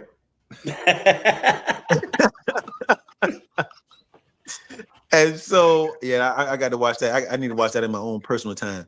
But I got to focus. I got to concentrate. Got to be a little relaxed. Watch the tattoos. Go ahead, my brother. I'm sorry. But yeah, it's just an interesting dynamics on like I do this. I drove in DR a few times, right? People like, you drove, like, I'm like, it's amazing when you drive in the DR and any other place. Other than they drive crazy, they love to honk the horn on you. Like, if you within a second of that light turning, you won't hit that gas within 2 seconds. And I'm like, dang, like, if you do that in the States, you could like get shot, with some road rage shit. And I'm like, but they don't blink an eye at that shit. Like, they don't. And it's just, I'm like, oh, okay, I get it. Like, y'all have that internal forgiveness for each other that is like how you said they're nationalists. Like, they really fuck with only their own.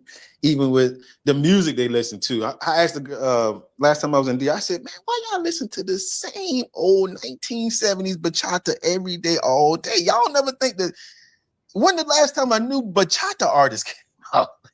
She's like, I don't know when. I was like, y'all don't never, they listen to the same rappers, bachata artists every day, all day. And I'm like, this is the most weirdest shit I have ever seen. But you learn it when you get into the culture. But and a lot of guys, the most craziest thing to me, and I agree with you, and I've been hearing this shit back ever since the first time I heard Taylor May said about how they were nationalists, right?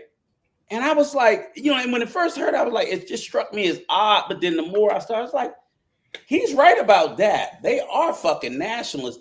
But when I talk to all my Dominicans, I'm like, what I don't understand, what's so strange about it is it's the stupidest shit in the world, because I'm like, y'all are proudly nationalists when your government is fucking over you left and right. Why would you be a fucking nationalist? It's the dumbest shit in the world.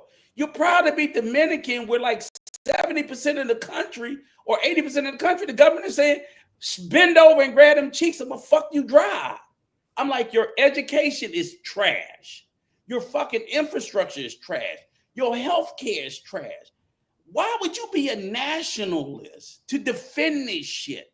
That's why they don't make any fucking improvements for you. Yeah, Let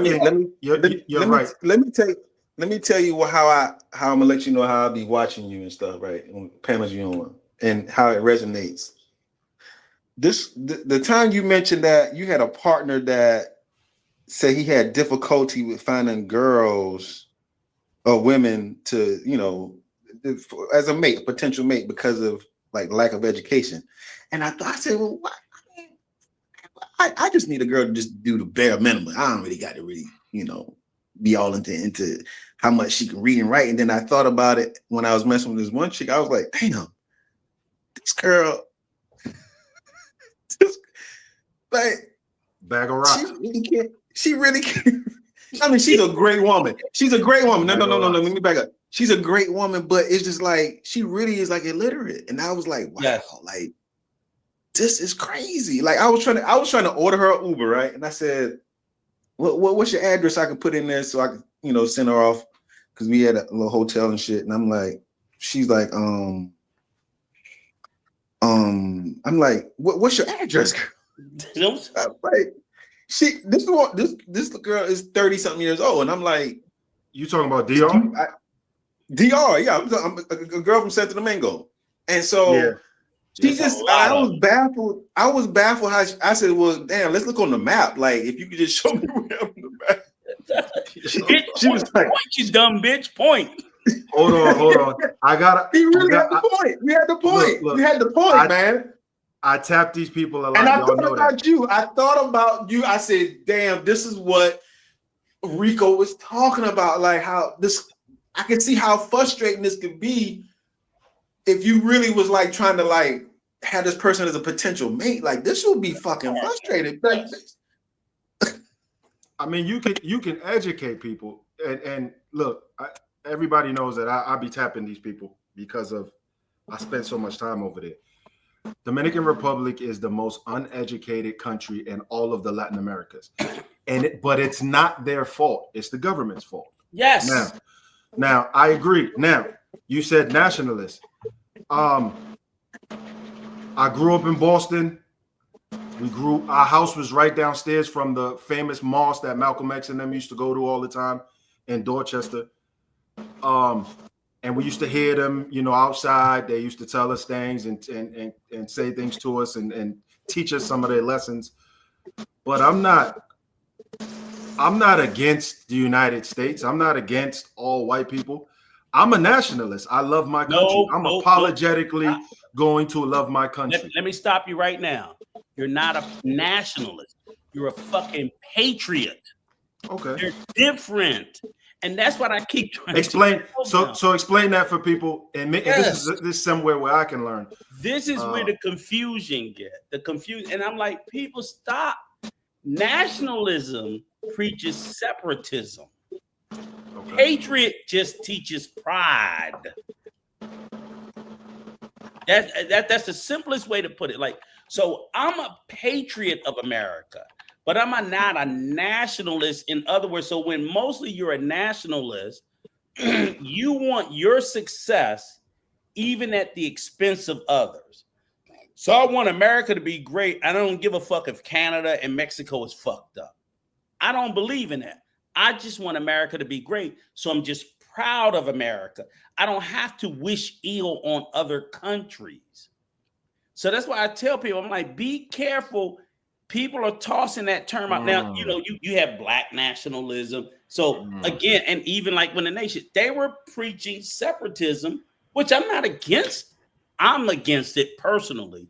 I'm not saying that it's a bad thing, but I'm just saying that universally, it doesn't work for everybody. Let me read this, Rico. But nationalism, belief in superiority. I can't read today.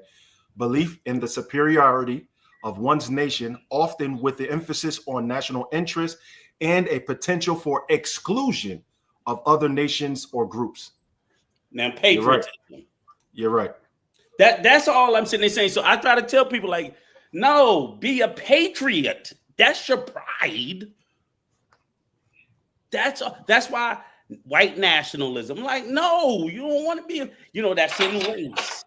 Well, then that would apply to the Dominicans because there is a movement to get out the Haitians in the yes, but I always tell them, but when they say, oh, we don't hate, I'm like, you're being a nationalist. That's not a good fucking thing. You want to be a patriot. Be proud of your country, but you shouldn't be hating any other place. That's crazy. So that was just like, but I got my ass whooped on. I was like, I can't even teach you motherfuckers to read. I'm not saying you BLB, but it's just like the knee-jerk reaction to want to tamp down. And I'm like, I'm not trying to come from a bad space, but I was arguing and fighting that Dominicans weren't nationalists. But over time, I was like, these motherfuckers are. And it breaks my heart because I just wish they wasn't that way. I don't think they know any better. And the reason I say this is because all through Latin America, they speak about a guy named Bolivar, right? And they speak about Che, or they'll speak about these. In some corners, they'll speak about Castro, and what all of those guys have in common was that they were willing, by any means necessary, to change the status quo of their society or their cultural issues, right? Whereas today, with the incident going on in LA, where you're fighting for people to stay in the country, for America to accept you, the United States to accept you, but in the meantime, during your protest, we see every flag but But the American, flag, right? Which is kind of crazy to me. So people are saying, not just black people, but people are saying, if you're so prideful about your country, you should be protesting against those governments. You should be changing the people you vote for. There is no reason under God's green earth why Dominican Republic still has electricity problems. They have no clean running water out of their taps. There is no reason. And economically, we can go back. I've done this before, where I went on the United States Treasury Department to see how much money we're sending these countries. You're getting millions of dollars for a project just for Santo Domingo alone. The money that you get from the United States, you could actually fix the water crisis, or make or make it possible for people to have cleaner water. But they're not doing it. They're not going back and fighting against the governments that are oppressing them, not bring. Dominican Republic has money. They have money. They make a lot of money on exports and with produce, tobacco. There's factories down there from the United States where it's clothes, or I believe there's an auto factory somewhere down there. I could be wrong, but they have natural resources that they could leverage to use that money and better the society. So the government's not doing it. You got all this corruption that goes on with every president they vote for. And plus, you can hear this from boots on ground.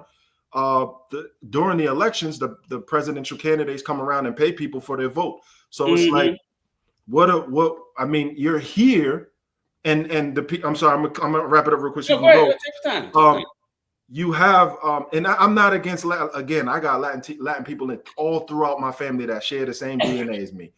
So I'm not against Latin folks. But what I will say is this: me being an American born, my lineage, my DNA has ran through this country when the first settlers came here and brought us unwillingly over here. So we've been here. It kind of does bother me to see people like, we don't even want to be here. We just want to come make the money. I don't want to be used. I don't want my country to be used. And I understand there's a need for lower income workers, but it makes me feel some type of way hearing that from these people. We just here for a few years to make our money and go. Okay. But in those countries that you left from, there are millionaires and billionaires. There are affluent people. There are people with higher educations and higher job and making good money in some of these countries. I think if you, Rico, right now wanted to learn a trade, it's accessible to you. I mean, shit, YouTube has a lot of courses that people can take to learn certain things and acquire skills. Go back. I hate to say this, but if you don't like the way things are and you don't like this country, why be here? I don't want to be, even for the money, I don't want to be somewhere where I don't like. But that's the thing that gets me, like I said, when we get back onto the whole, because you used to be heavy in Santo Domingo when you were there, right? Was heavy. Yeah, heavy all over DR. Okay. Well, I don't know the name of this neighborhood. That's why I'm trying to fucking remember it. But there's a neighborhood underneath the bridge going over the center of the city where all these houses are around the river, like fucking 10 sheds and shit. Now there's 2 or 3 big bridges. There's one up north. There's one closer to the water. Yeah, right on the edge of the water. It looked like the shit out of Africa. And I'm like, this is in the middle of fucking Santo Domingo where all these people are stealing electricity and shitting and bathing in the dirty river and shit like that. And I'm just like, I mean, the level of poverty is like extreme poverty. These are, because people fail to realize, while everybody not in the DR is poor, it has levels and it has levels. I'm like, you got people there living on $2-3 a day, right? And I'm like, how the fuck are you living on $2 or $3 a day with a family and you are a nationalist? I'm trying to figure out like the psychology, like what would make me be proud of my country where we're damn near eating dirt, where we probably get to eat meat maybe once a week, if that. Why? So that's why I'm always trying. And I'm like, I'm not telling you to be ashamed of your country or to be mad at it. So I look at like us here in America, like you said, BLB, right? We're in the land of riches or wealth or excess or access, however you want to describe it. And I can find as much shit wrong with America as I can in the DR. My question is, why the hell, when you're in a nation of far less, you can't find nothing wrong with it? If I ask half you motherfuckers what's wrong with it, oh, no, you can't joke about it. I'm like, why are you fighting me on this shit? When I say that the education ain't shit, you should be like, you right. Instead, it's a natural knee-jerk reaction to defend anything Dominican if it comes from a non-Dominican. I'm like, what the fuck? You think we don't know? Rico, I have to say it, man. We black people was like that. We were like that. I think we're starting to see when they say, all right, during the whole BLM movement, and white folks were saying, but hold on, y'all kill each other more than the police kill y'all. No. Okay. Yeah. Why couldn't we at that moment say, you are right, but exactly, police should not be killing us either? No, exactly. we went up in arms. Right. We went crazy. Yes. I'm telling you this as I stand, man. I came from the hood. Mm-hmm. I lived. I matured. Yep. From who I was when I was younger. Mm-hmm. I was that YN. Yep. I grew up. I educated myself. I'm here now. Mm-hmm. But my fear in the United States is not a white police officer. I'm scared of my own people. Right. I can't go to my hood. When I go to my hood and I see a police officer, I'm not afraid of him. I feel better. I'm more afraid of us. So it's like, that's the same thing with us, to the point you're saying. Right. We don't like when other people on the outside tell us these truths. But I think now where we are as black people, we're accepting more. Look, yeah, you ain't lying. Right. That's what's going on. And that's spot on. That is fucking spot on, right? That is, and you're right. So I think where we are today is saying, and because I think we've always naturally did, was it knee jerk or was it learned? Let's think about it.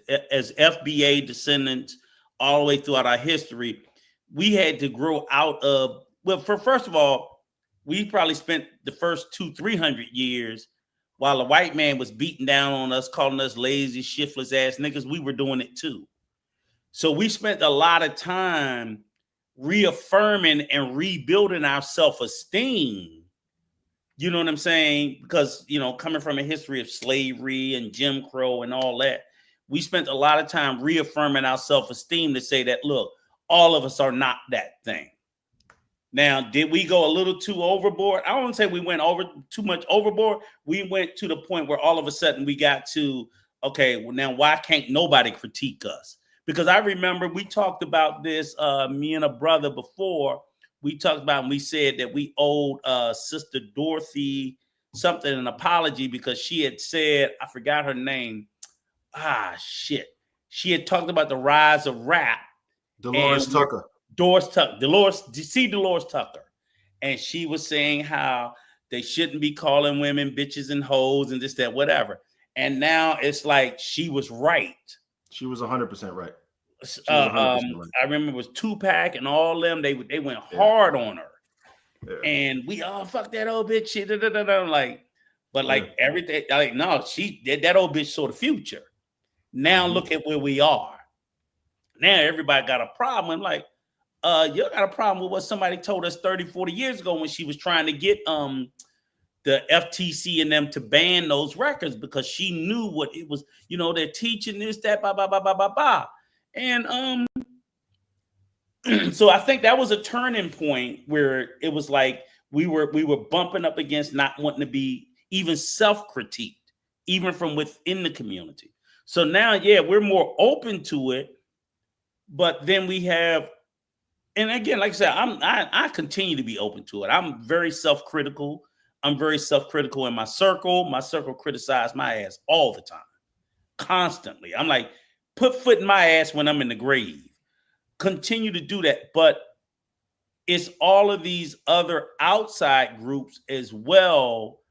Like, you know, for some reason, it's like, and I think that's the movement that's going on with the Black and Latinos in the US right now, is like we've been the punching bag for everybody, especially coming into America.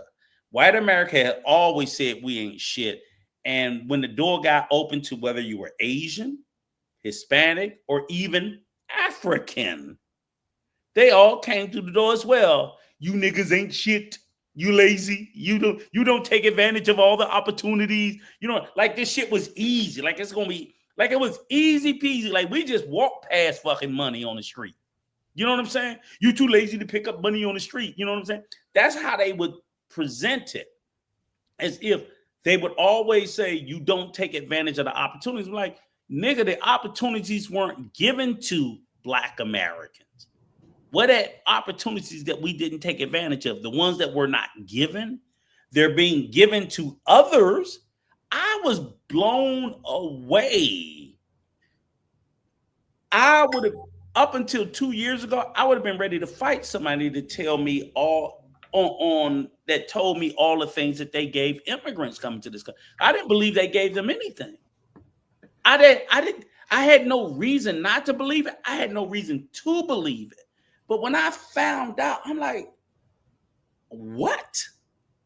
And I'm not even saying, this is what I'm saying is, I'm not even saying in my mind that it feels strange to me that they gave immigrants something coming new to a country with no job, this, that, whatever, whether it's housing, food stamps, money. What offends me is when I think about all the African Americans, to include myself at a period of time in my life, 30, 40 years ago, when I needed help, well, you motherfuckers told me no. I'm not mad that y'all giving it to them. I'm mad that you motherfuckers told me no, and I'm a fucking veteran. You told me I don't qualify. You motherfucking pieces of shit. That's what. So I'm always critical of my government. I'm always, and that's what I don't like about nationalists. They're never critical. You always. I don't care where you are on this earth. Always critique and be critical of the government that governs you. Not saying you got to overthrow it. Just critique it. Well. Speaking of being critical about your government, and then the word you ended with is overthrowing. I was watching a video. You're not being recorded of. No. I was watching. Not at all. Not the door. I was watching the old clips of, remember the caravan of people marching up to the border, and so I'm looking at the sheer amount of people that was coming to the border. What would a protest look like in those countries that they're leaving from if all those people band together for change? If all those people actually rioted and some, I'm not calling for people to riot because people die, but sometimes it's necessary. Sometimes it's necessary because the status quo is not conducive to the future for you or your children. So sometimes it's necessary. And I tell people, you got Castro and how Castro did it. Like in Venezuela, the police ain't fighting against, they want to say in Venezuela that the president is trying to keep out American spies. From the last time I checked, they're fighting against groups of gang members that are trying to fight against the government, trying to do something. Imagine if all the Venezuelans that left Venezuela, that went all across, they've spread all across all of South America, Central America, to leave Venezuela. Imagine if they stayed and fought against the government. What would happen?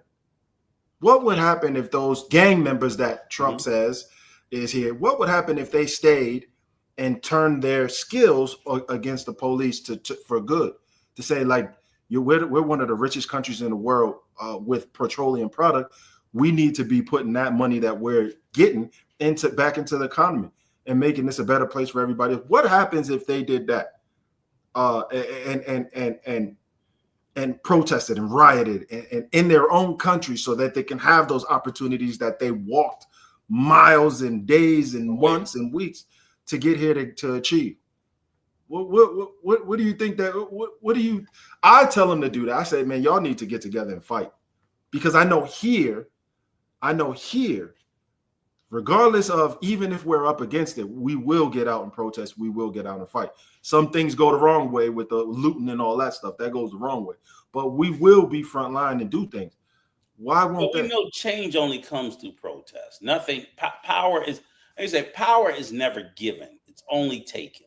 So even when the people get power, they must do so through protest, through the vote. If the vote doesn't work, so on and so forth.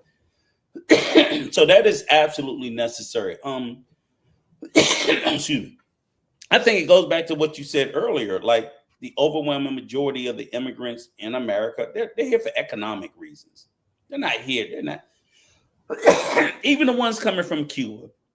They're not coming for no fucking oppression. They're coming for economic reasons. So even when people say, the guy, we had a discussion. A guy said, "Oh, everybody from the DR don't want to leave the DR." I'm like, man, kiss my ass with that bullshit. If America opened its doors, and I'm just going to use the DR as an example, that's the country that I'm most familiar with. If it opened the door, 80% of the country would empty to come to America. 80%, bar none. I said the people who don't want to come are people who are well-to-do or making money. But that is not the majority of the population. So I said there is a reason. I said, and they want to come to the US, Canada, and Europe for economic opportunities, for a better life, to make more money. They're not wanting to come here. They're not wanting to come here. I said, they definitely ain't coming for the fucking weather because we got snow and shit. They're not coming for the food. They're not coming for the cost of living. They're coming in spite of the cost of living because they believe. So I tell him, I'm like, okay, they talk about working on it. I'm like, yeah, they'll come and work on the farm because $12 an hour is unheard of in their fucking country. So when they hear $12 an hour and I'm down here working for $12 a day, hell yeah, I'm going to America. Mm-hmm. It's even including the cost of living in the US. And I can't say that me as an individual, I would be any different. If I was in Mexico, I'm crossing the fucking border. I'm going to do it. I'm going to do it if I'm in the DR. I'm going to do it if I'm in Haiti, Cuba, wherever else. Now, what I didn't like in particular about the situation with Cuba in particular, which I also agree, we help exaggerate the racism in the Cuban population, was in America, we did that wet foot, dry foot bullshit for Cubans. So we told Cubans, when you leave Cuba, all you got to do is make it to America. We'll automatically let you get a pathway to citizenship. But Haitians, when you landed, we turn around and send your ass back. Right. So what message is that sent? And again, all the Cubans look what? They're all white presenting. Yeah. All the Haitians, without a doubt, are black presenting. So you're sending a clear message. Oh, whites are allowed. And that's why if they had had the same policy for Haitians that they had for Cubans, Miami wouldn't be fucking 80% Cuban. It'd probably be about maybe 50% because you would have a lot more Haitians in Miami. But because they sent the Haitians back and let the Cubans stay, and then what that did was that reinforced in the Cubans' mind, we're different, we're fucking special. So they said, fuck the Haitians, fuck the Mexicans, fuck the Venezuelans. And so that's why they did the sucker ass shit they did, which is why we're having a problem, which as FBA, we're like, oh, well, for some of us, because again, being FBA, I've only recently got caught up into the Caribbean part of the diaspora, because when we sit there and we talk about the Caribbean, I tell a motherfucker, if you think beyond your dick, you're going to know in the Caribbean it's more than just the DR. There's fucking Jamaica, there's Cuba, there's Aruba, there's Trinidad and Tobago, there's fucking the ABC. There's so many, the U.S. Virgin Islands, there are so many islands in the Caribbean. So why y'all act like it's only the DR?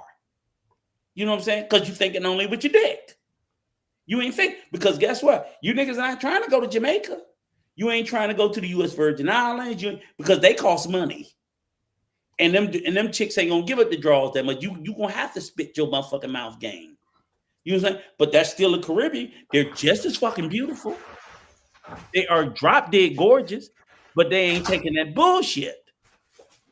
And they're right there. Same thing. Like you said, they say we sit there like you said earlier, Travel, right?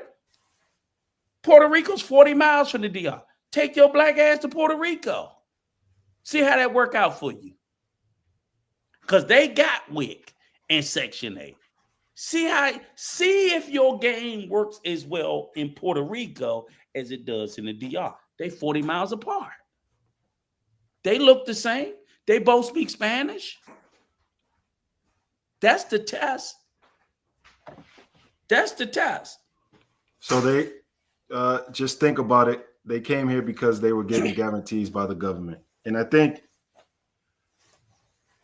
for whatever you feel, man, and whatever's going on right now with Latinos and blacks in the United States, this what you want us. They want us to support and protest and all that with them, and that's fine. You want when you're at war, you want as much help as you can get. But this is not our fault, and I think for the most part, black people saying, no matter how we protest, you ain't gonna win. This is not something you can win. But I think it's even bigger than that, BLB, right? My thing is, let's say I could sit there and like the motherfucker said, you could call the Negro Justice League, right? Right? You put the ring up. I'm gonna call it Negro Justice League and bring all these black superheroes to come, right? This is what I know to be true. If we got in the fight, protest, turn shit up, got shit to change, make him go away and change everything, tomorrow those motherfuckers are gonna go right back to being anti-black. I agree. That's just the whole point. So that's why I'm not moved to do anything. I agree with you 1,000% because I don't like nothing about the fucking Cheeto, but if there's one silver lining to me, he was necessary, and I definitely respect the fact that he's doing everything he said he was going to do. He's doing everything he said he was going to do. He was necessary to do it, if nothing else, because we couldn't tell you motherfuckers, he gonna show you. Because we couldn't tell you, he's gonna show you. So, man, you just got to take this. You just got to take it. I think that the error was on Biden. I think if this was a program, the program was horrible.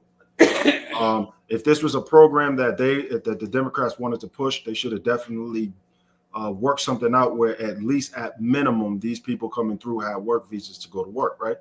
But they didn't.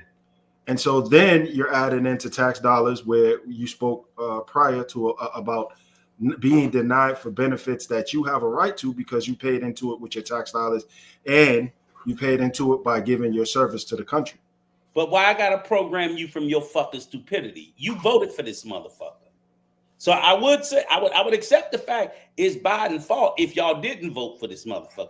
But y'all put this motherfucker in office. He couldn't be in office if it wasn't for their vote. And he told them what he was gonna do. He said what he was gonna do. So that's why I'm like, nah, I ain't putting this on Biden, motherfucker. This is on you. So in that respect, same thing that you're saying, that's on them. Yeah. Don't blame us. Which is why we Don't having a blame us seat. for that. Which And is this is why we having a seat. exactly. This is why the conversation. I normally be out there. No. I started listening to them people this time. I'm like, nah, baby, we fucking with my people this time. Sit your ass here on the couch with me. Your people, she was like, no, because my wife, she works for the unions and shit. So she's a big protester, organizer. You know, she does labor union. She was like, nope. I said, they voted for this shit. They asked for this shit. And we just both came to the place like, you know, we all, Harris and all that shit, me, her, and my daughter. And it's like, are these motherfuckers stupid? And I watched the RNC. I watched all the not protests, but the meetings and parties that they had where, yes, they were lockstep in it.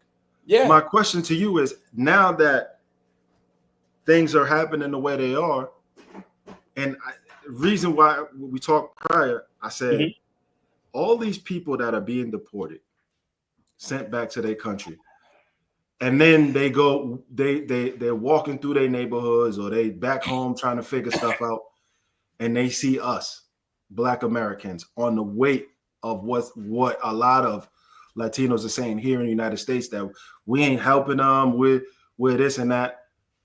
They feel some type of way. They already, some of them already feel some type of way that we're there. What about now? Does that put some of us in danger traveling abroad, even more so than it is? Because you know, when you got a blue passport, you already are being you're a target, or you're looked at a little bit different. Now, with all this stuff happening, does that put us in a little bit of danger when we step outside in some of these countries that these people are being deported back to? I think it does. I think it does. Once again, where people sit there and like to believe, well, one man do. Also, what you think Donald Trump doing ain't gonna have no effect on you. See, now it ain't about your color. Now it's about your fucking passport. You know, that blue book. See, you got that blue book. So they're definitely going to start. Countries are already telling you they're feeling certain animosity towards Americans based on what he did, not what the traveler did. So the traveler is being treated a certain way as an American based on what your fucking president did. See how this shit works. So I'm like, yes, and we, you know, just like Travel said, you know, Mexico, it does have an effect. I think as a traveler going to these certain countries, if anything, I would be, which I'm always will be even more so now, I'm going to be on a more heightened alert about, I think the scammers are going to be so like now, if they deport 50,000 Colombians, now you got, what's more scary to me is like, fuck. Now you got 50,000 Colombians in the country that probably speak English very well because they've been in the United States. They know U.S. habits and so forth. So initially, if I thought I was going to Colombia, I got to deal with Colombian scammers that probably never been to the U.S. So while they're, you know, pretty and attractive, she may not be that skilled. Now I think you're going to be dealing with those. Remember, I told you they were actresses. Now they are actresses that have been to the U.S. and have studied. I think it's going to be a lot more scammers. You're going to get. I just think more Americans are going to be way many more targets for scams, whether it's real estate, whether it's the scoping, the clubbing, the excursion. Oh, hey, you already get that. You know, we get that a little bit in the DR. You go, the first thing they think every nigga from New York, right? You know what I'm saying? Where you from, brother? You know, man. And they try. But see, now it's gonna be because they deported a lot of Dominicans. These motherfuckers gonna be coming back speaking good English. You know, they done been in the U.S. 10, 15, 20 years. They done learned English, the slang, what's up, my brother? What's up, Rico? You know what I'm saying? And that shit gets you to drop your guard. Yeah. So you're going to have to be even more on guard. You can have more of them working online because they know the mannerisms. You know what I'm saying? They're deporting a lot of people who know our inner secrets that they're taking back with them. So when you come over there wanting to play, you got more ops out there that's gonna be lining your ass up. That's what I think. That's the thing that I think is going to increase with free. And these cats are not all going to be uneducated. Some of them going to have internet skills, social media skills. You know what I'm saying? And we being social media creatures, like you dudes gonna be, you YNs gonna be on there. You can't stay off of fucking Tinder as it is. So they really gonna tell them how to juice it up, right? So now they done juice up the Tinder game. They don't put that shit on 10. And y'all gonna then they be like, oh no, we doing a big party, yeah, YN party. Y'all gonna fall for that shit. It's just gonna be more. I just think it's gonna be more tax because those cats are gonna have to come back. And this is the thing I get. You come back from living in the US, now you back in Colombia, you know, where your quality of living has fallen off. For a lot of those people, it's gonna be a very difficult adjustment period. What that will make a motherfucker do is ramp up his criminality on 1,000. Nah, fuck this shit. I'm not living like this. Fuck this shit. And then now they're going to start going hard. We're going to start lining these motherfuckers. We're going to start robbing them. I don't give a fuck if you kill them. Because I'm deported back to Colombia now. So now you done made a bunch of niggas become super greasy. Same thing in Mexico. Same thing in the DR. Same thing wherever, because it's going to take them a period of acclimating back to being poor. Do you know how hard it is to go from being dirt poor to being feeling affluent, and then all of a sudden, motherfucker snap the finger tomorrow and you right back down to abject poverty? You'll be that's half of the NBA and NFL, but that's half of them dudes, man. Yeah, I get it. It's crazy. I get it. And you know, the sad part about it is now I do have some type of compassion. The sad part about it is, you know, I don't want to see these kids being rounded up and sent out. Mm-hmm. And it's bad. But the other side of me is saying their parents made that conscious decision to bring them through here. And they knew this was going to happen, or they knew that this was a possibility to happen. Okay. And so that I haven't settled with, right? I'm still, you know, it's teetering for me. I don't want to see these kids wrapped up and sent, and I think they had some kids cuffed on the plane, which was crazy to me. He could do it a little bit better, of course. But what still remains is the laws that are on the books. I don't get, and United States is famous for, there's a law and then we just wrote a little executive order. The law still remains. If the law still is active, you did not come here in the legal processes and the legal channels using the legal, your asylum claim was false. Mm-hmm. Your real claim here was an economic, you're fleeing an economic situation. And I must say this again so everybody hear me and know this. Go ahead. I'm listening. I'm going to refill my drink. No, that's okay. I'm listening. The United States of America, Canada, UK, Germany is not responsible. These countries are not responsible for your bad economic situation that you live in. We will help and lend a hand for atrocities.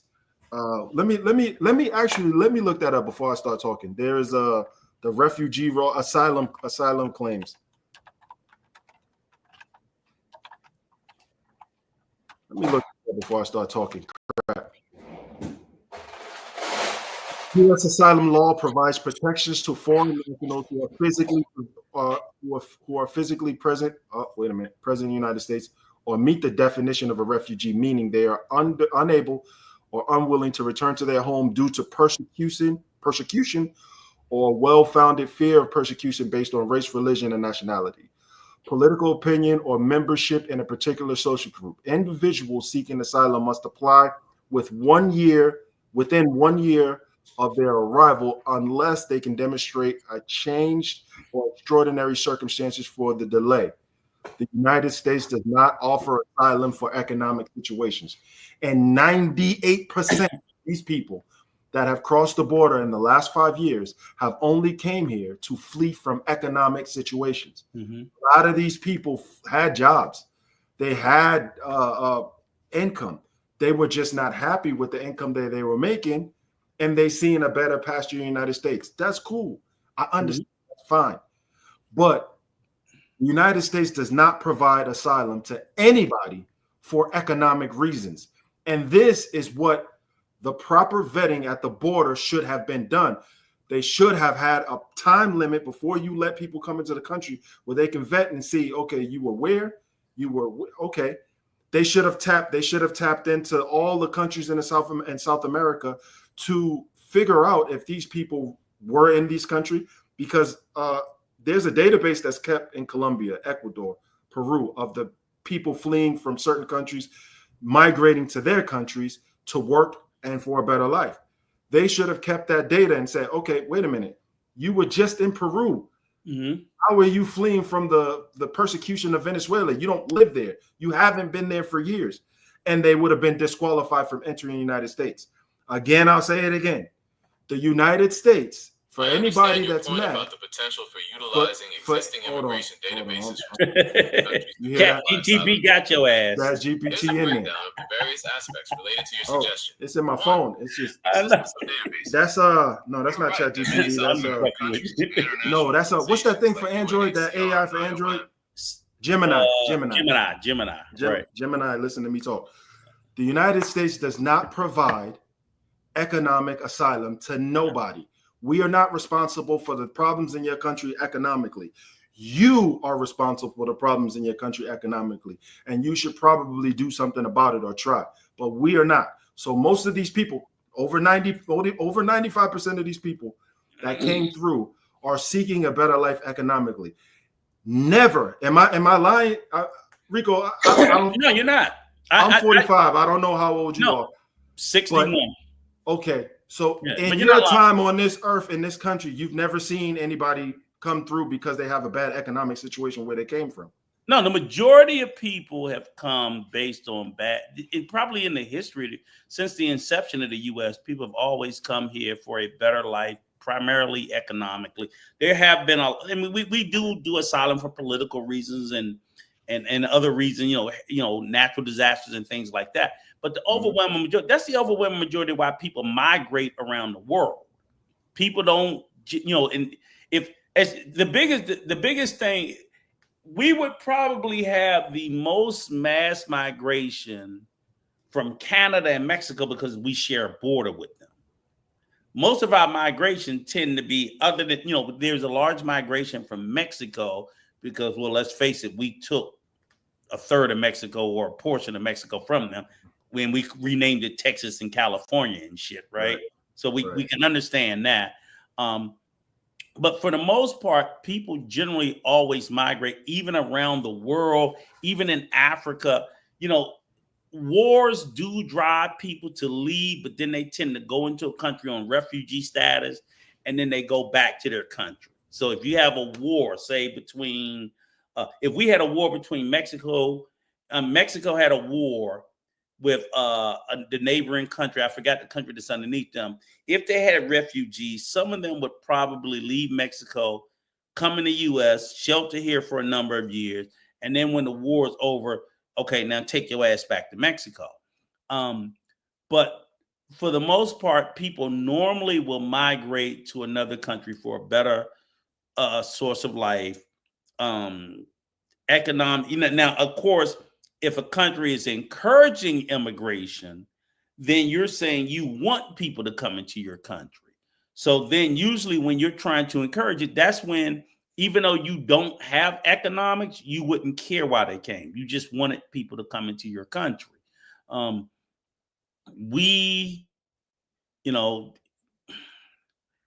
America, I think it was, like I said, up until like the 1950s, close to 1960s, it didn't have an official open borders. It had immigration, but there was no enforcement of immigration because it was very lax policy, because we didn't feel like we had an immigration problem. And a lot of countries are like that.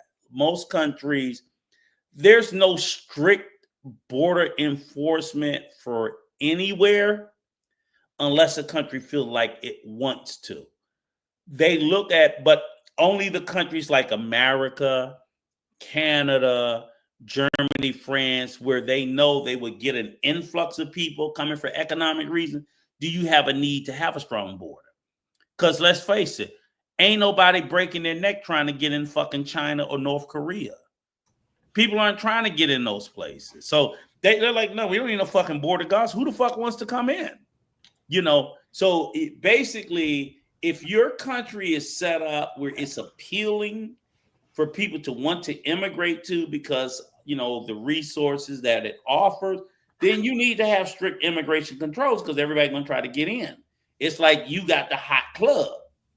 If you got a shitty club, you can leave the doors open all night. You can't pay motherfuckers to come in. You know, so that's North Korea, that's China, that's, you know, a lot of those Middle Eastern nations, you know, whether it's, you know, Afghanistan don't have to worry about that shit because who the fuck is trying to go there?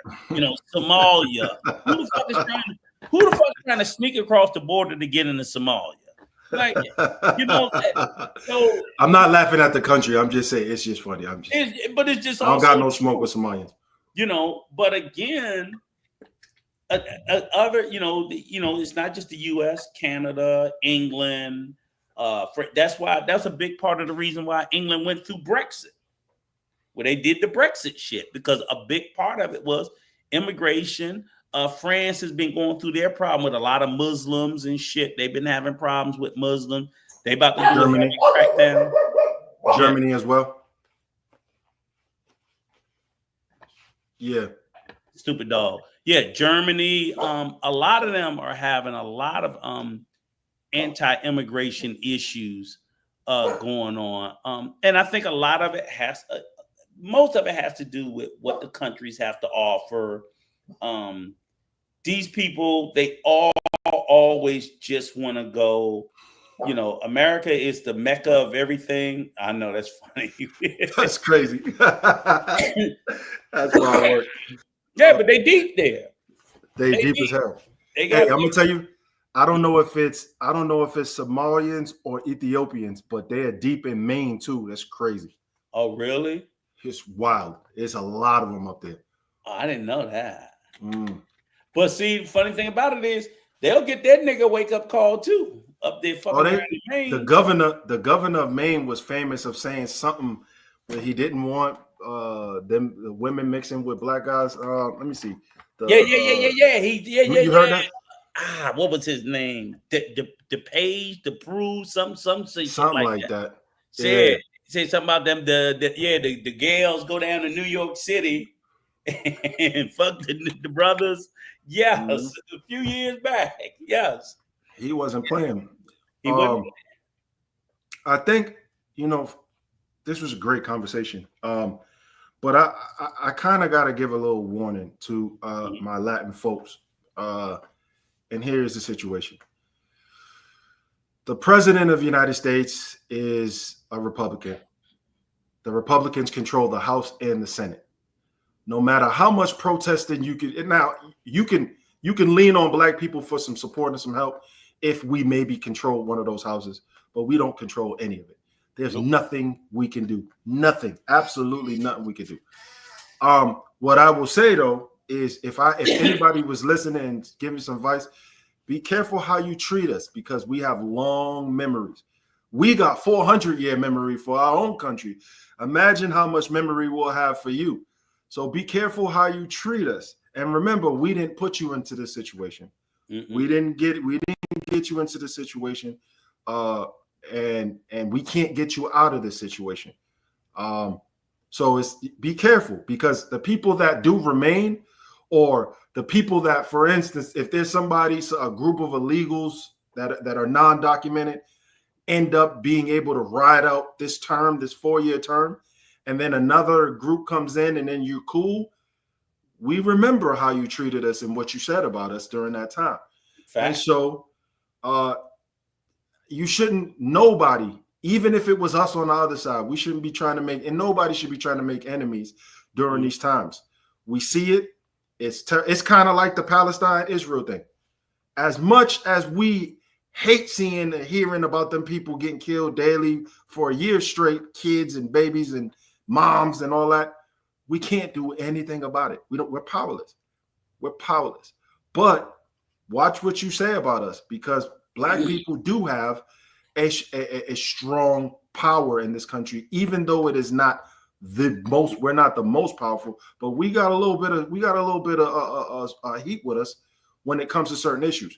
So you may need us down the line, but you're burning that. You're burning that. Yeah, and the key thing is, like I said, just to add on to that, and the piggyback is like, you don't build allyship by alienating people.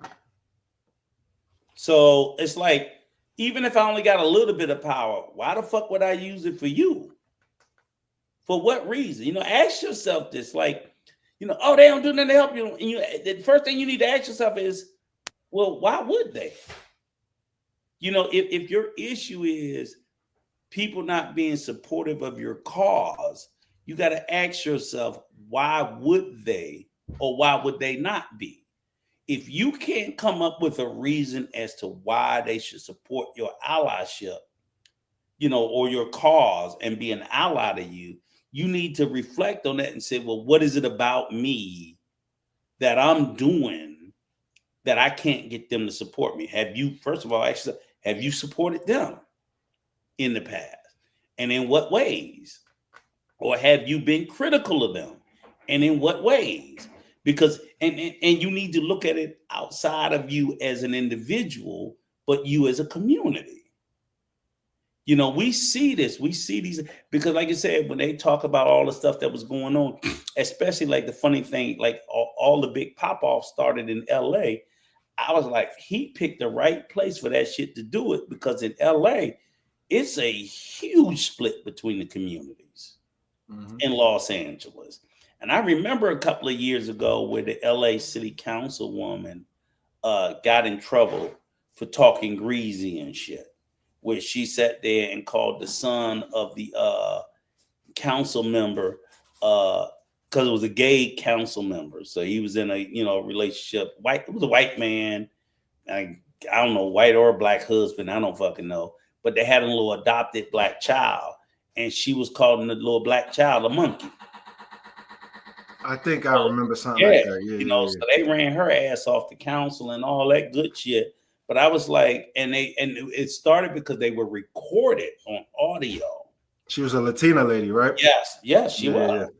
Yep. Martinez, Nuri Martinez, and she cried because you know, motherfucker recorded her, right? So you know, every time they get recorded, and they were talking about how they were trying to steer all the contracts away from the blacks to the Hispanics and shit. So all this shit. So it was like one of them backdoor conversations that we always know occur. And it was just like 2-3 years ago. Anybody can feel free to look it up. Like 2-3 years ago, look up LA Councilwoman Martinez monkey. Just put those 4 words in your Google search and you will get the story about it. And it was 4 people. One was a union member. He had to resign. One was Nuri Martinez. That's right. Martinez. Was it 2 years ago? Wasn't that long ago? 2023. 2 years ago. Yeah. 2 years ago. And they were recording that shit. Yeah, it was a huge story. So I'm like, and they've been saying that shit and they've been talking about those LA police gangs in LA for years, and they are all predominant called the Bandidos. That was fucking planting drugs on black suspects, predominantly Hispanic, Mexican. So it's like, come on, bro. Y'all can't be doing all this shit for all. And what they say, and it's true, this is in furtherance of what, BLB? White supremacy. That's what it's all in furtherance of. So, you know, it's like, again, like I said and said, is I wasn't surprised or disappointed when the shit went down. I don't know who this is. Hang on. Yep. When the shit went down, I wasn't surprised. 1 second. Mm-hmm.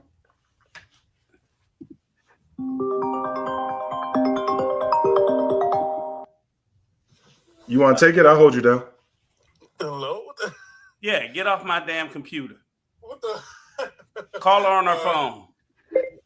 Yeah, I'm sorry about that. I'm like, I don't know why this shit keep coming to my computer. So I wasn't surprised when the blowback came for LA in particular, because LA is I would say the West, mostly California. It's weird. I'm gonna say LA because I hear up in Oakland they don't have as much division between Hispanics and Black people, but LA, they've had it for probably about 30, 40 years now, real heavy. You know, where like a lot of the Mexicans came over, started taking over LA. And but again, I always say they don't dominate white folks. You know what I'm saying? They come into and they'll take straight, I'm gonna kill their asses. They come in and they take over Black communities. They don't come in and take over white communities. So, but that's all that always go back into that white worship. So it's always a thing is anti-Blackness and white worship. And then the white worship was to show you how prevalent and how insidious white supremacy is the white worship even infects Asia and Africa. And you're like, how is that? It's like, look at India. Look at the bleaching capitals of the world. India, Africa, Asia. Where all this, they can't be white enough. Nigeria is the bleaching capital of fucking Africa. Where I have African neighbors tell me, say, it's so funny, Rico. You see their face is white, and you look at their fucking hands and arms, and it's black as hell. Because you can tell they've been using bleaching creams. That's crazy. And the same thing happens in India. Because in India, their caste system, which is also skin-based, they'll never tell you it's skin-based. They'll tell you it's religious-based. But for some reason, the higher caste are always the white-presenting Indians. And it's like, why is none of the high caste, some of the blackest mother? India has niggas blue-black. They do. They do. And they bleach like hell. And they literally, they call them, when they did this casting, but it was like, but always the blacks are always at the bottom. And I think they were called like the undesirables. And they have the jobs like cleaning the streets and shit, sweeping up shit, cleaning behind fucking animals and shit. And they call them the undesirables or the untouchables or some shit. Where like you just don't want to be like, so stay out of the sun, you're going to get blackened and shit like that. It's all this anti-blackness mentality. You know, you even have the same thing. There's white worship in Asia, where Chinese women and Korean women and women in Thailand and all, they want all these Thai men. They want a fair-skinned woman. They want a white presenting woman. They don't know. You got some dark motherfuckers in Thailand. They get left behind. They're considered less than desirable. I don't care how beautiful she is. Don't matter. Don't even start talking about them fucking biracials over there in Asia. They like to throw them in the trash. A biracial fucking Thai. Let it be a biracial of black. So let me say that. Because if it's white and Thai, they got a chance. Let that motherfucker be black and Thai, or black and Korean, or black and Japanese. Drop dead fucking gorgeous, maybe to me and you, but not to the people that they're raised by. And I have biracial grandchildren that's black and Japanese. And I tell my son, hey, you protect them and you tell them, watch out, fuck these motherfuckers. Because I know how homogenous Japan is. Love my daughter-in-law, you know, absolutely adore my grandkids. But I'm like, they're going to have a lived experience, which I told my son, that me, you, or their mother has never lived, because none of us are biracial. Right. I'm not, you're not, their mother isn't. They are. So even among Japanese kids, when they get outside of the area around the base, other Japanese kids are not going to look at them as, because they call them hafus in Japan, as you have. You're not full Japanese. So, you're looked at as other, different, lesser than. Then, I'm like, then they come to the States, they still gonna have that issue dealing among the blacks. Yeah. So you need to prepare them. They got a different journey to walk.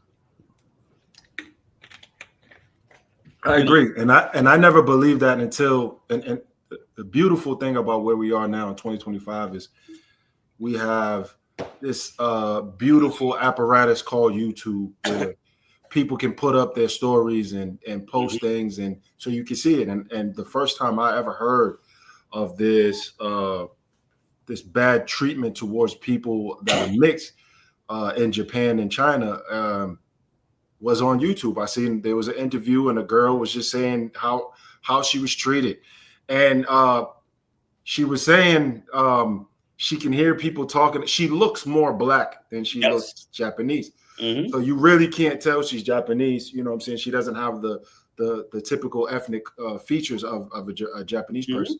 But she would tell stories of how she hears them talking about her. And then she has to speak to them, use in their language to be like, yo, shocked. I understand. Yeah, and they're shocked, which is cool. And I'm glad that we're able to see that, because people will tell you, people tell you something and you don't believe it till you see it, kind of thing. And I'm glad we're able to see it, because now we're aware. That's where I learned it from, was like you said, YouTube, watch it. And I was like, oh shit. And then the first thing it made me start thinking about it, I was like, oh shit. And and the girl, it's like, she was like, I was born here, raised here. I had a black father, went back to the States. My mother raised me, and I lived in, some of them live in those little isolated communities, and I'm the only black child around, so I've been the speculation, so it's not easy like you think. And I'm like, and kids are like the worst, they brutally fucking hard and honest. And if they got their prejudice taught to them by their parents, they're going to inflict it on other children. So it's just like, that's why I say, so when we get back to even in this travel space, why I get crazy about why we are as grown as men fetishizing, or, you know what I'm saying? So now we go back into like, so there's this little mixed race child in Asia that's being treated like shit because she's half black, having to grow up with that trauma. She ain't as exotic growing up, being called ugly, dirty, this, that, whatever. Because, we know what kids do. And I'm not really mad at those kids. Kids are just fucked up everywhere in the world. It's evidence. Kids, y'all some nasty little motherfuckers, right? So they don't know no better. Right. They don't know no better, right? So I just accept that, right? It was like in the States, over there, wherever, whatever. But that's still trauma that kid got to grow up with, feeling otherized, whatever. Then we're, as adults, looking at, say, guys who like Asian women. They're fetishizing Asian women or biracial women as better than black women. I'm like, and y'all not thinking about their trauma that maybe they went through for whatever reason, and you're partially inflicting it on your women where you come from, because you're telling your women where you come from, you ain't good enough, you are not as good as this one, and you don't even know what their trauma is. Just because of how they appear to you, you think, oh, they're beautiful, they're great, and like, but you don't know what you're looking at. You could be looking at a person that's wholly damaged, because you're not looking at the person on the inside. Rico, do you give them a pass though? All right, let me ask you this. And we're talking about the nuances of race and blackness, how blackness is treated or accepted or not perceived around the world. And we're talking about mixed in there is the passport bro movement, the red pill movement, and how men decided that there's no good women in the States. But let me ask you this. If I'm a messed up individual, right? I have a bad attitude. Okay. People know that I'm hard to deal with. People know that I'm going to say what's on my mind whenever I can. But I still go to work every day and I comport myself, or I'm looking for the word. I carry myself in a good manner for my job. How come I could do it there, but I can't do it outside of work? Meaning, now let me tie this in. All the traumas that our women have gone through, which I'm never going to deny, but they still can compartmentalize all the traumas and stuff that they've gone through and conduct themselves well in the workplace. But in a relationship with a black man, they cannot. Why? Why can't you compartmentalize that trauma and let's work together to work on each other? First, you got to work on yourself, I believe. But but if anybody's going to understand your situation, it'll be a black man or a black woman. So why can't we give that same grace and that same, or why can't some women today can't give that same grace and that same level of respect to black men? There was a period in time, and I jokingly say this, there was a period of time when relationships between black women and black men, we were messing up. We were the worst. Right. But now how I see it today in the United States, it's not. Black men are becoming better fathers. They're becoming better. Before how it was before compared to what it is now. Yeah, I agree. We're becoming better fathers. We're being in the lives of these kids, more so than before. We're earning higher wages. We're getting into spaces that we were not in before. So this is the best time for black women to be with black men. But for some reason, and the things that they can't let go, whether it's a previous relationship or somebody that treated them bad before, they won't allow themselves to open up and be the woman that we need, or some women. And I'm not saying all black women. Right. I'm saying, you know what I mean? I got, and that's, damn, you gave me a tough one. That's a tough one. No, it's not tough because it's hard. It's different parts of it. And I'm at the same time that you asking me, I'm also saying, okay, I got to be honest about that. So again, I agree with you. Because at first I would always say, no, black men are not better. But then what I'm saying is you're placing it in the generational aspect, because I'm sitting there saying, like I said, I told you I'm 61. In my generation, a lot of black men, a lot of black fathers wasn't shit. When I grew up in the 90s, the 80s and 90s, same thing. We was doing, I'm telling you, everything else but. Real fucking talk. They weren't fathering their kids. People who know me know that I just didn't come into this space. I'm sitting there saying I was a single black father that I raised my oldest two sons. I raised them from small children at the age of 2 because their mother left. So the single mother, I was the single father. I don't mean a weekend dad. I mean, like, she left them motherfuckers and was gone, and they were living with me 365 with no mama. I was that nigga and it was hell on earth for me. It was hard as a motherfucker. See what I'm saying? So, and I was the only nigga I knew. That wasn't even my plan to be that. I thought she was going to take them. She fucking left them. So what I thought was going to happen, she flipped the script, said, no, nigga, you take them. And I'm like, huh? I'd never seen that before. I didn't know what the fuck to do. It was so unusual to me, but it happened to me. And it just really, the one thing I'll say is, like, it flipped my world upside down, but it also kind of enlightened me to a lot of things. It forced me to see things differently than maybe a lot of black men who never had to experience that had to see it, because literally I had to go through my kids having, chicken pox, being sick. I was the motherfucker. I was doing the school shit. I mean, to the point where I sit there and I tell them, like, you motherfuckers cry about having Obamacare. I had 2 children with a full-time job. I was the working poor, where I worked 40 hours a week and still didn't made enough just to pay the bills and food. And when my children got sick, I had to go steal medicine. I would take them to a public clinic because my job didn't have benefits. It paid me, but it didn't have benefits. So I didn't have health insurance. I didn't give a fuck about me, but I had a 2-year-old and a 1-year-old. So when they got sick, I took them to the free clinic so they would be seen by the doctor. And when they wrote a prescription, I couldn't pay for it. So I would go and steal medicine for my children. You know, so I'm sitting there saying, so that's why I try to tell them, I'm like, no, there are people in this country around the world who work full time. So when people are like, they got a job. There are some jobs that just don't pay shit. And if you don't have the skill set, you don't have the family structure, you don't have the background, you just got to do it. I had a mother who I loved very dearly that told me, nigga, you had him, you gonna take care of him, and you gonna find a fucking way. And she put foot sideways in my ass and made me grow the fuck up.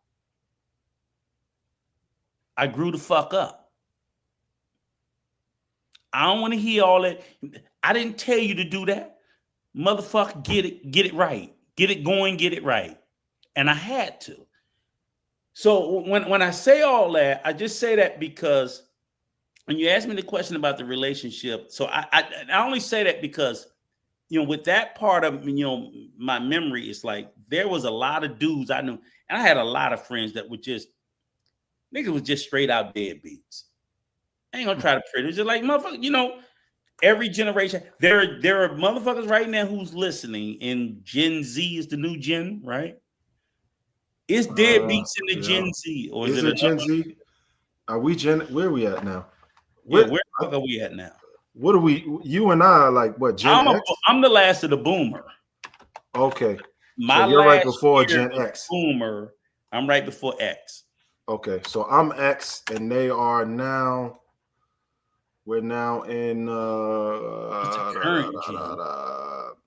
Gen Z was 97 to 2012. So what is this one? Oh, it's something crazy too. I know. I heard it, but I can't remember it. Is it Alpha or Alpha? Alpha. Jesus Christ. But what I'm saying is, so the YNs are Alpha.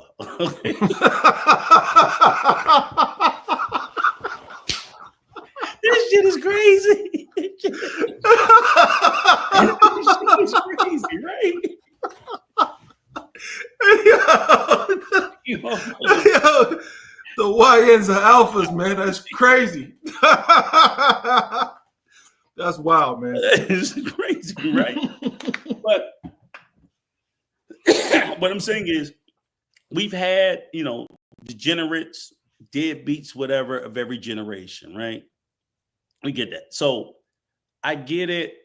So if you want to say that the Z or the alphas are better than the X and the boomers were, I'll say that the numbers of people fathering has gotten higher.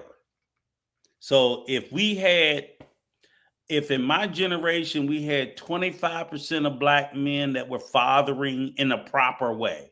And I'm saying in a proper way. I'm not talking about, nigga, you shot it, you nutted up in her and you fucking had a baby and you left and you came by 2-3 times a year. I mean, like, really fathering, at least financially, if not, you know, weekly, monthly, something. Because back in my generation before, the nigga had like 3-4 families and shit.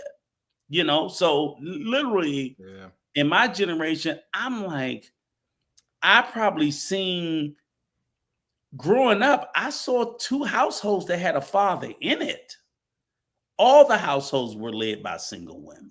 So even when they would talk about like Kevin Samuel, I'm like, nigga, I'm older than him. When he was talking about all these 2-parent households, where, nigga, maybe in Oklahoma, not in DC. On the fuck you talking about? because we still the scourge of prior to fuck. Yeah, they talk about the crack epidemic. I'm like, nigga, we had drugs before crack. We had cocaine, opium, all that shit. The fuck is y'all talking? Heroin was huge. Yeah, but the crack epidemic was massive, and it destroyed a lot. It destroyed a lot, man. Fathers were out the house before crack. That's all I'm saying. Crack simply made the mothers become junkies. The fathers were junkies before. They were junkies off of shooting heroin. The mamas became junkies off of smoking crack. But they were already single mothers, a lot of them. That's all I'm saying. So I'm like, the crack cocaine didn't take the fathers out. I was like, niggas wasn't there already. They were already gone in the inner cities. Now, maybe, like I said, he grew up in Oklahoma. But I'm like, if you're talking about New York City in the fucking 60s and 70s, when heroin hit, New York City, man, they already had a fatherless epidemic in New York City. So every major city up and down the eastern seaboard and probably the western seaboard had the same thing. The pattern played out on both, and it was starting to spread throughout the inner cities on all these urban pockets. You know, people were pressed to make money. All these are stressors behind trying to produce an income and wages and support your family. And then people, if you run into a shortage, you're going to look for something to ease the pain, whether it's going to be in a bottle or whether it's going to be in a needle or whether it's going to be in a pipe. You need some sort of outlet. And that's what we all do. So there is an increase in fatherhood and people stepping up to the plate through the Z into the YN alphas. Okay, I'll give you that. But that's what they are. I didn't give them the fucking name. I didn't give them the name PLB. You can't blame me. These YN alphas, right?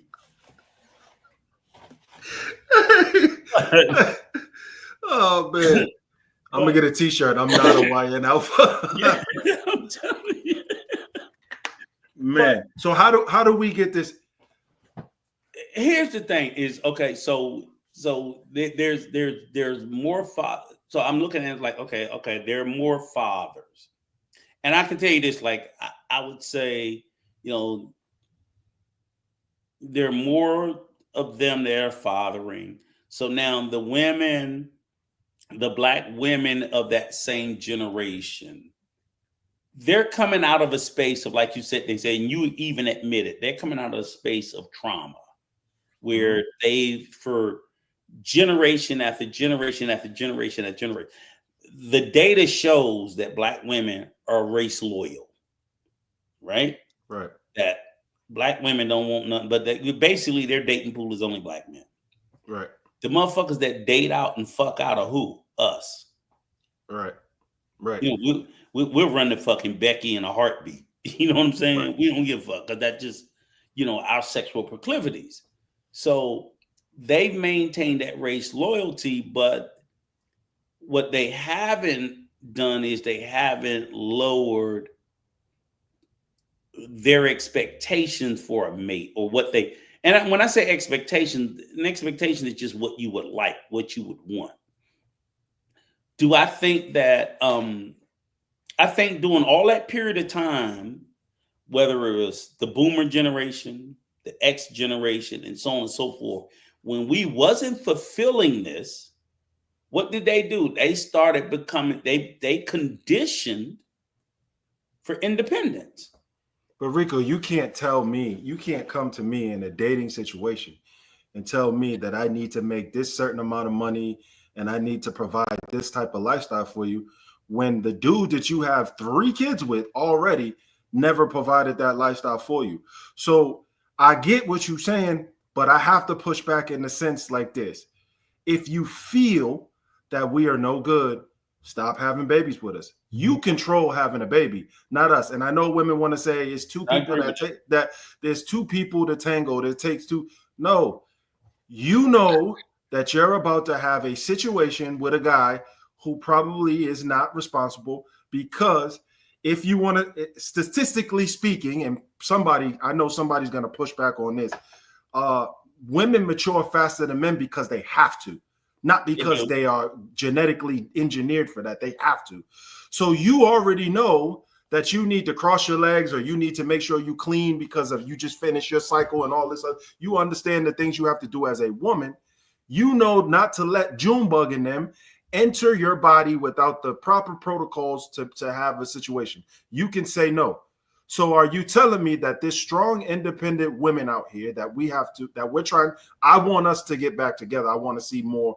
I want to see families. But you're telling me this strong, independent women that can tell you to S my D, or tell you, sing a song that I don't want no scrubs, and tell you all this stuff.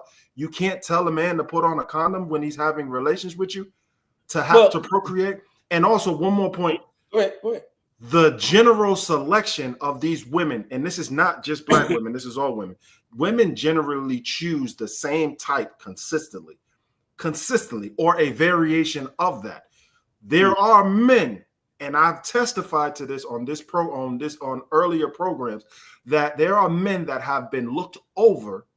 There is one right now that's in my LinkedIn. He's a friend of mine that was looked over because he was not a D-boy, or he was not cool. He was a good kid that studied, kind of nerdish, cool.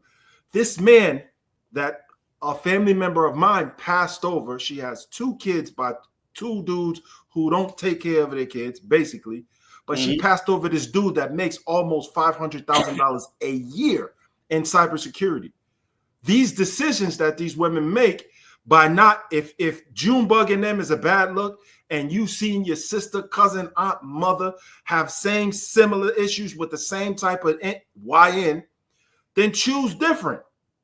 Mm-hmm. Black men are in that boat right now where they're saying, I can't deal with Shaquisha. I can't deal with the bat ear wings, the weaves. I can't deal with the attitude when in public. We're choosing different. Black women typically don't choose different. They still go for these dudes. I met a girl. I'm gonna end it because I'm talking too long. Okay. I know. I said I got a question though for you. You got a long memory, so I hope you can. Okay, go ahead. I met a girl recently in a Family Dollar, and I was in Cincinnati. She has 5 kids. Ooh. I presented. Now I didn't know that before I presented. You know, I'm like, hey, how you doing? She big old booty. Hey.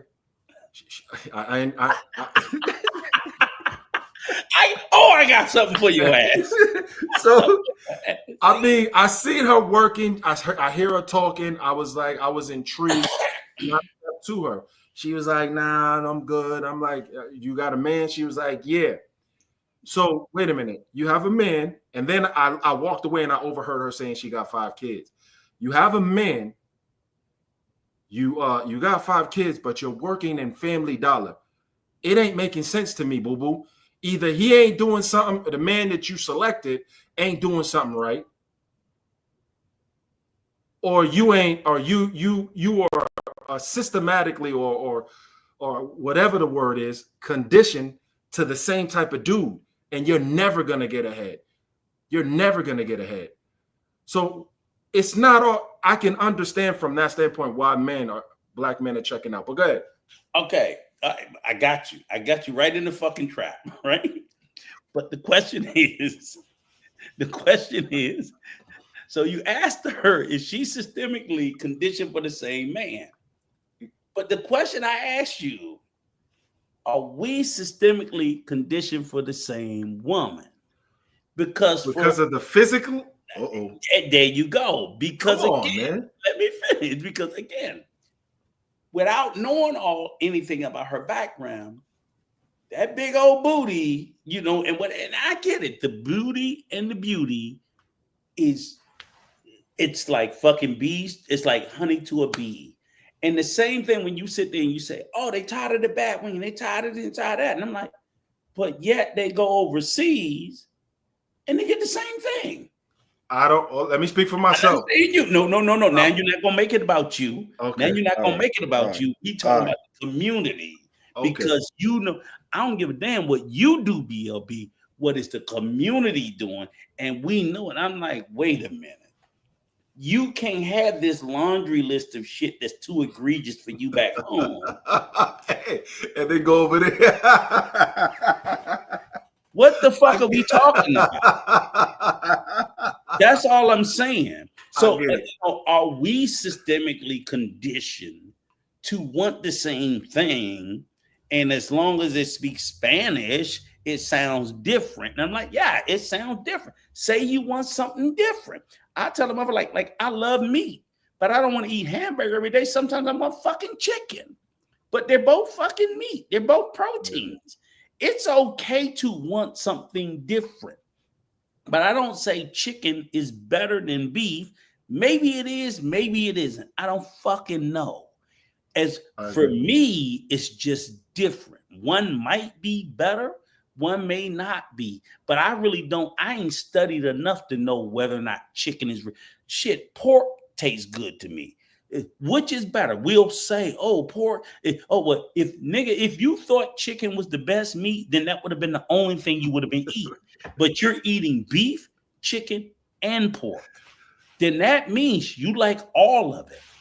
You just want different shit. And I'm fine with men or black men saying, hey, I want to expand my options and I want variety or I want different.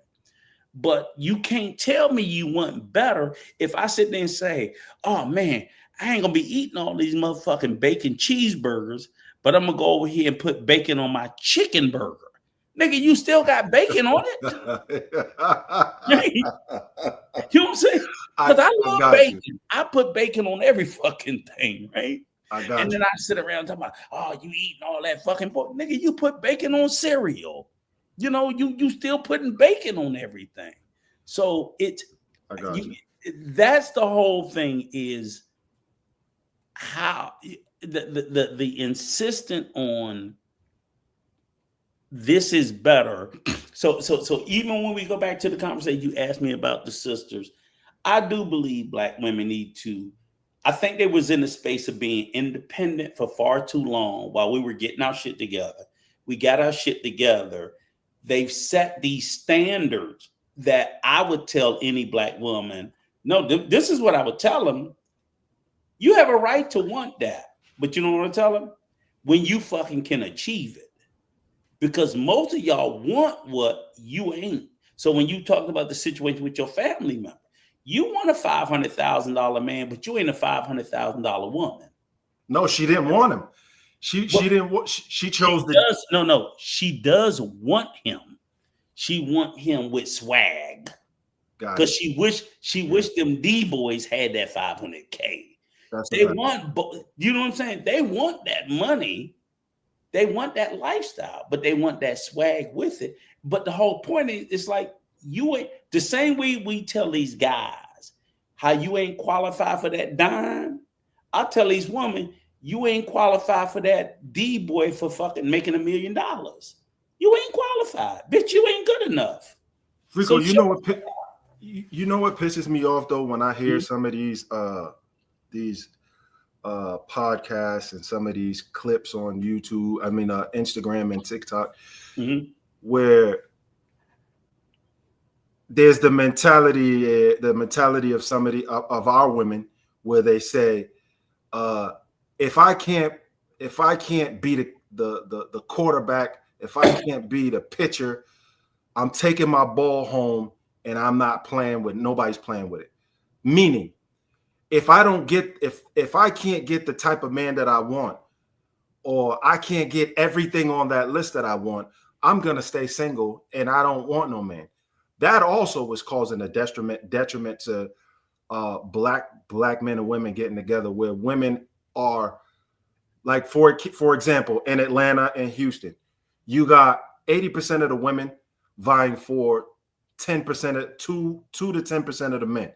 There's a percentile of men that make a lot of money, athletes, entertainers, and all of the women are dealing with them. So when you say, I think it was your sons or your nephews that were hand over fist with women, they are in that percentile of men that a lot of women are dealing with.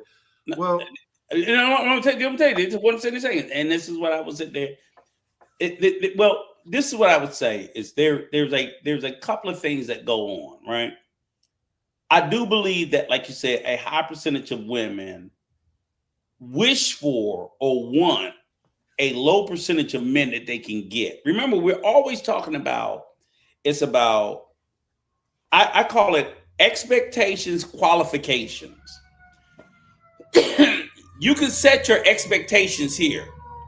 If your qualifications are here, meaning what you qualify for, my qualifications are here. I want that there. I still set my expectations high.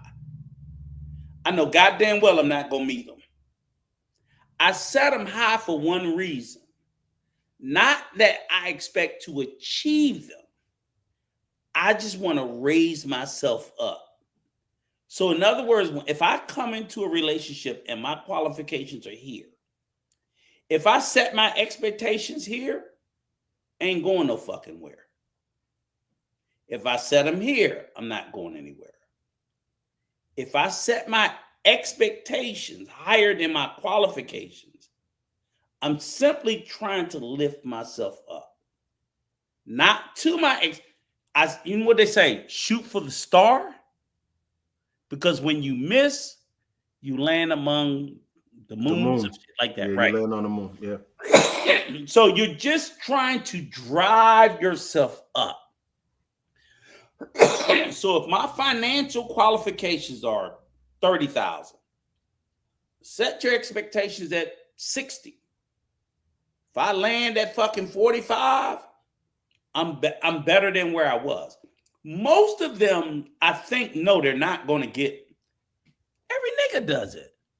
Every dude out there trying to get Megan Good. What other baddies out there? Pick them.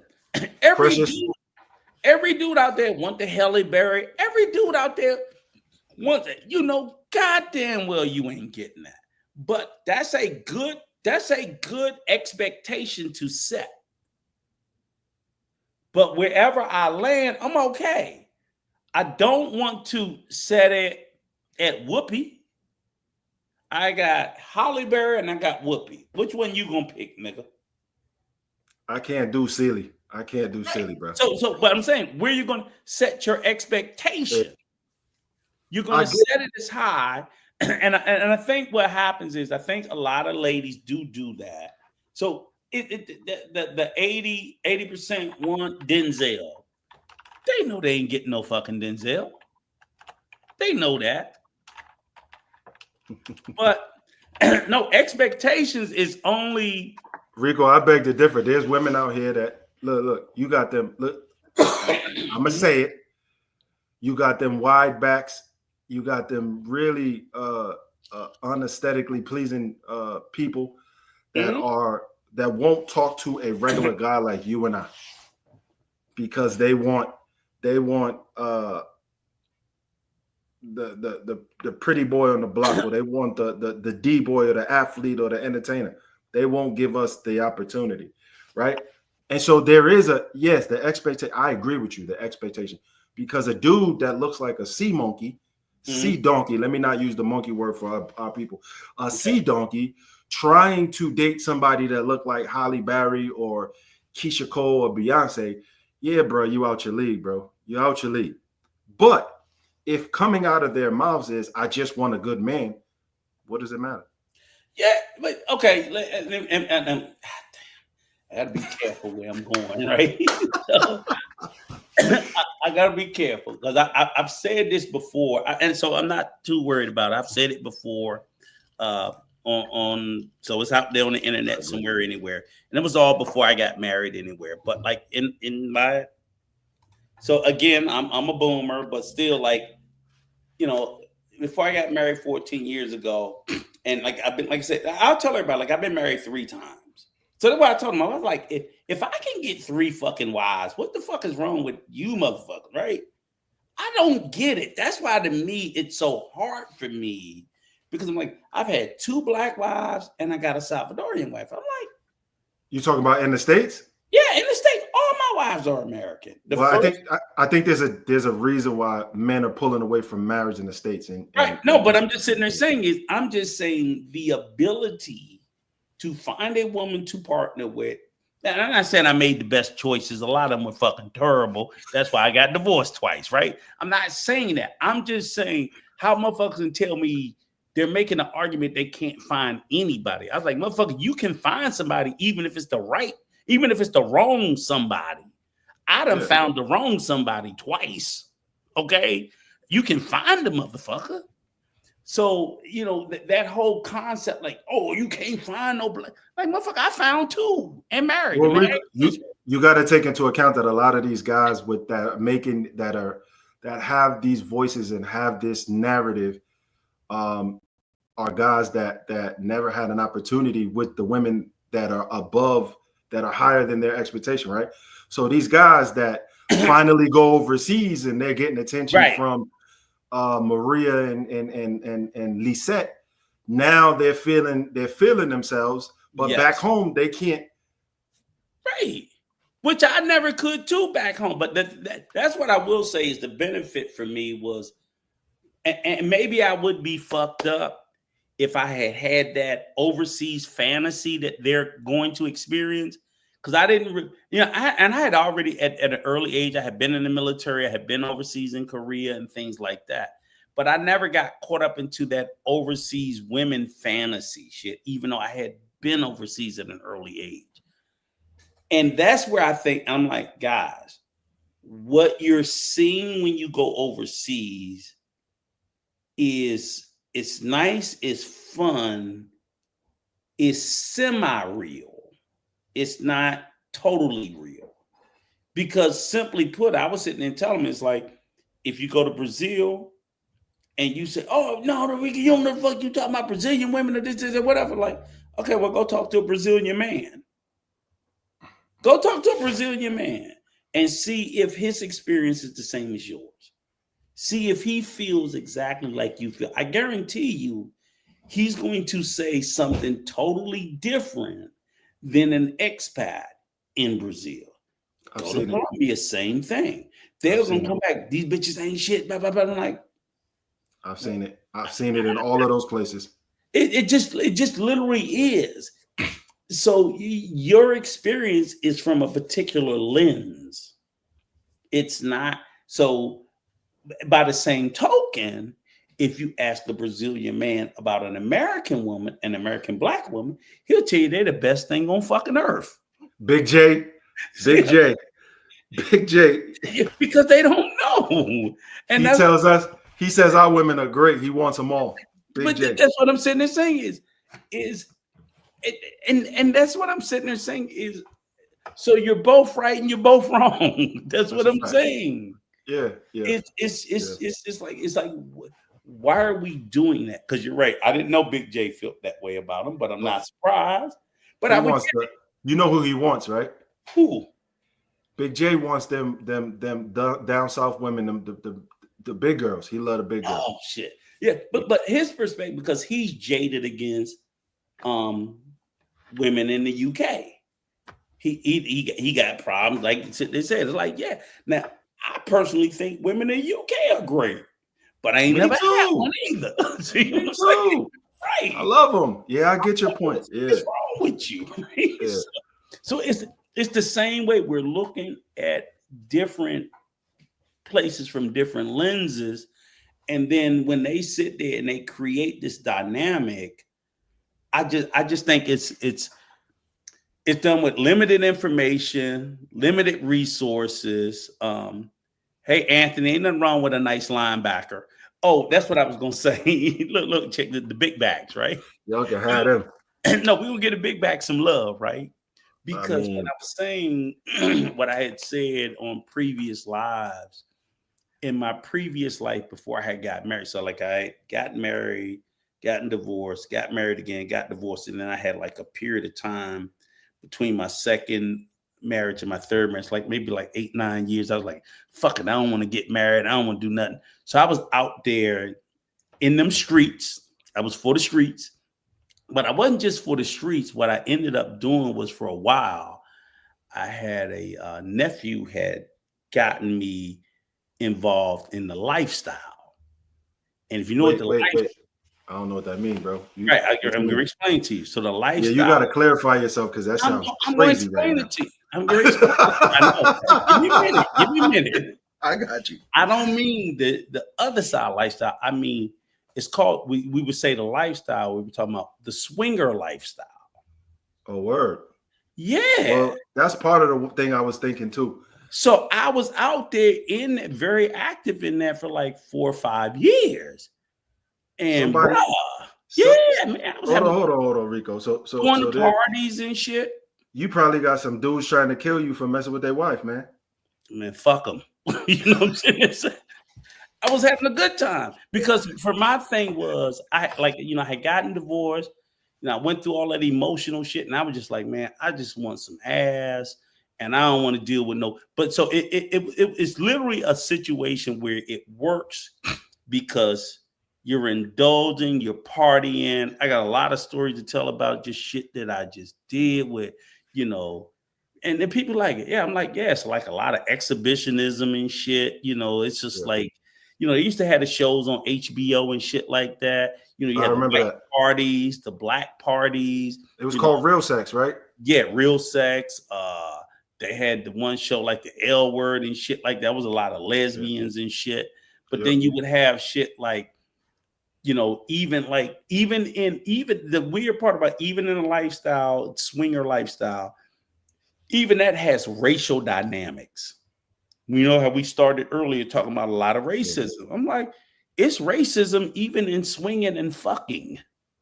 That's crazy.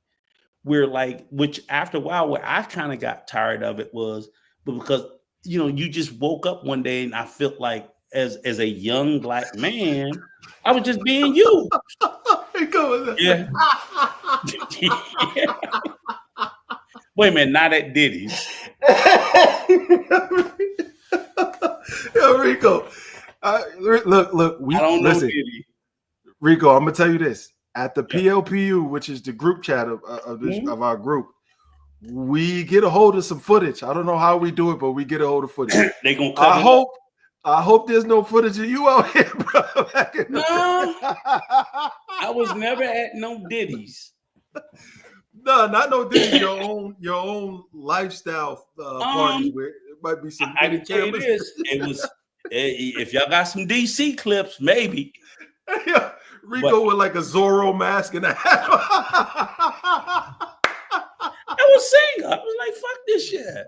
I'm not gonna bullshit you. Oh man, yeah, I know a lot of people. So it just they were freakos. You right there. I wouldn't fucking with no Cassie, and I wouldn't peeing on nobody, so I wasn't into that pee shit. So no, but I'm just sitting there saying and that shit still goes on to this day. And you got people that are cops, politicians. Of course, doctors, judges, all kinds of shit. People are into their own proclivities, do whatever they want to do. I don't care. It just speaks to the fact that when they sit there and say, the only reason why I say it is because a lot of these women who will sit there and say, oh, I'm going to get this or I'm going to be by myself. No, they'll be at them fucking parties. That's where they going to be. People going to find their release. Remember, I told you, you're going to be alcohol, you're going to be something to smoke, you're going to be something to shoot, or something or somebody to fuck. You're going to find a release, and they're going to do it. So all these big backs that sit there, they're gonna plant their flag. I ain't going to budge until they budge, and all of a sudden they bent the fuck over, and they might have a fucking Chad behind them digging them out, whatever the case might be. Because and I don't blame a person for holding out for what they want until the point everybody fucking settles, is what I'm saying. Everybody does. No, I'm with you. I like it. I appreciate it. But I'm saying everybody settles, and it gets to the point where, again, you set your expectation here. Here's your qualifications. You settle. You're going to try to get lifted as high as you can. But when you feeling, I'm gonna settle right here. But you still never got to your expectation. But guess what? Okay, I'm good here. I can't go no more. Whether it's John Q Square, he got a little bit of swag. The motherfucker he ain't making 500K, he making 300K. I'm gonna deal with this old square ass nigga for 300K. He ain't the smooth motherfucker for 500K. Bitch, you ain't qualified for that. They gonna settle. Well, Dudes settle. What you start to see in the red pill movement, Kevin Samuels, everybody, they said it right. What you start to see is women that set that financial expectation high, and they end up sharing their man that they went to go chase, right? Because somebody making that, it's like, and this is not just for black men, this is for all men. This is for Asian, Spanish, Latino, Spanish, whatever, Arabic. When you start making that when you cross a threshold of money, the world opens up to you. Things open up to you that you've never had before in abundance. And so we're seeing women say that they're checking out, they'd rather be by themselves. And we're also seeing women saying, I will accept him doing all of that just to get to that level, right? Exactly. Just to get, right? And so, you're right about that. But before she gets to that, before she meets that guy that's at that level, right? She's saying, oh no, he can't do that to me. And yes, until when she gets there, she falls in love with the bags, the trips, the outside. And what Martin say? What Martin say? He said, you got the indoor, outdoor pool, backyard basketball court. What you get all of that and all that shit. She fell in love with it, and now she's accepting his effery, right? She's accepting the things that he could do. But you got dudes that may not have all that money that will be faithful. And I get it. If I was a woman looking at it from trying to see it from their point of view, if somebody's going to cheat on me, I'd rather to be with the bag than without the bag. Right. I get it. I get it. Because you said earlier in the conversation, like the women from the DR, they're gonna be unfaithful, and these motherfuckers ain't got shit. Yeah, but they hustling backwards. Which would they prefer? They hustle? They still end up going back to the guys there. I still don't get it. I don't get it. I still don't get it. So it's weird, but then when you sit there and you say, okay, let's take it off of the women and let's flip it on the men. Ain't the dudes doing the same shit? Because we talking about, lady, I tell you a perfect example, B.O.B. We not going to talk about all these clown ass motherfuckers going overseas and wifing these motherfuckers? Wifing in what sense? What sense do you mean? Motherfuckers is over there. Wifing the 304s? Yes. Oh, that's crazy. And that's that's crazy. There's no shortage of that. No, and it's every day. Right now, as we speak, there's somebody doing it right now. And I'm sitting there saying, it's like, and when I'm sitting there saying, I don't want it to sound in the abstract, but I'm going to say, if I'm going to say this,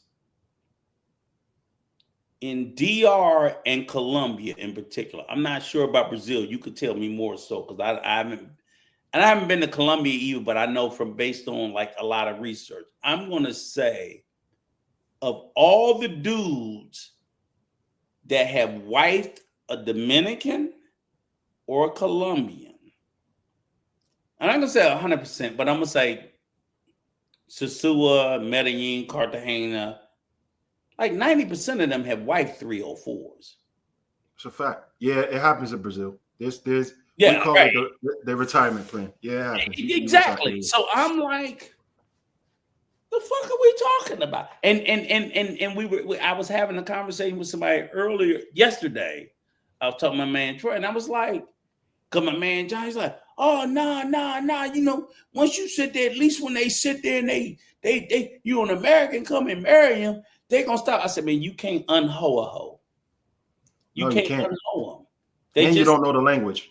Yeah, I said it's a muscle memory. I said I don't know how long it's going to take, but that shit going to twitch one night downstairs, and she be like, "I need some new dick," and it's like you just can't unhold them. Let the man say no to something she want. Yeah, I said you just can't. And I said, and part of it is, here's the funny thing about it was, I know you know my man Primo. He was the YouTuber Primo, the Dominican. Okay, maybe you don't. But in other words, him and on Razor, it was this dude came on Razor Rays. I know you know Razor. Yeah. There was a dude that came on Razor Rays. His name was Ghost Bags. And then the funny thing about it, I think he died the other day or recently. No bullshit. I saw it. It popped up in my algorithm. Somebody said he passed, had a stroke. Oh, really? Yeah, Ghost Bags. If somebody in the chat knows about it, I don't know. And it kind of blew me away because I was on his live he had did not more than maybe 3 weeks ago, and I was in the chat. And because I was trying to figure this shit out, right? Because when I first heard him talking, I was like, this nigga trolling, right? I thought he was just trolling because his whole story was about he went to the zoo, he met a hoe, he looked in her eyes, and he stopped. I'm telling you, I'm not making this shit up. And he saw behind her eyes, and he saw love. I'm not making this shit up trying to be that's how it happens. That's how it happens. And I'm like, what? So he had on his channel a whole thing. I'm gonna try to find his channel. He got on his knee and he proposed to her. I'm not lying. I am. Oh my God! Is it a skit? Maybe I thought it was, but I don't think it is. His name is Ghost Bags. He's got his channel. It's Geo. What the fuck? Give me a second. Fuck! I swear to God. Oh man. And I thought it was when I first saw it. I thought it was a skit. I was like, this shit gotta be a joke. Let me see. Hang on. Nope. Okay. Let me see.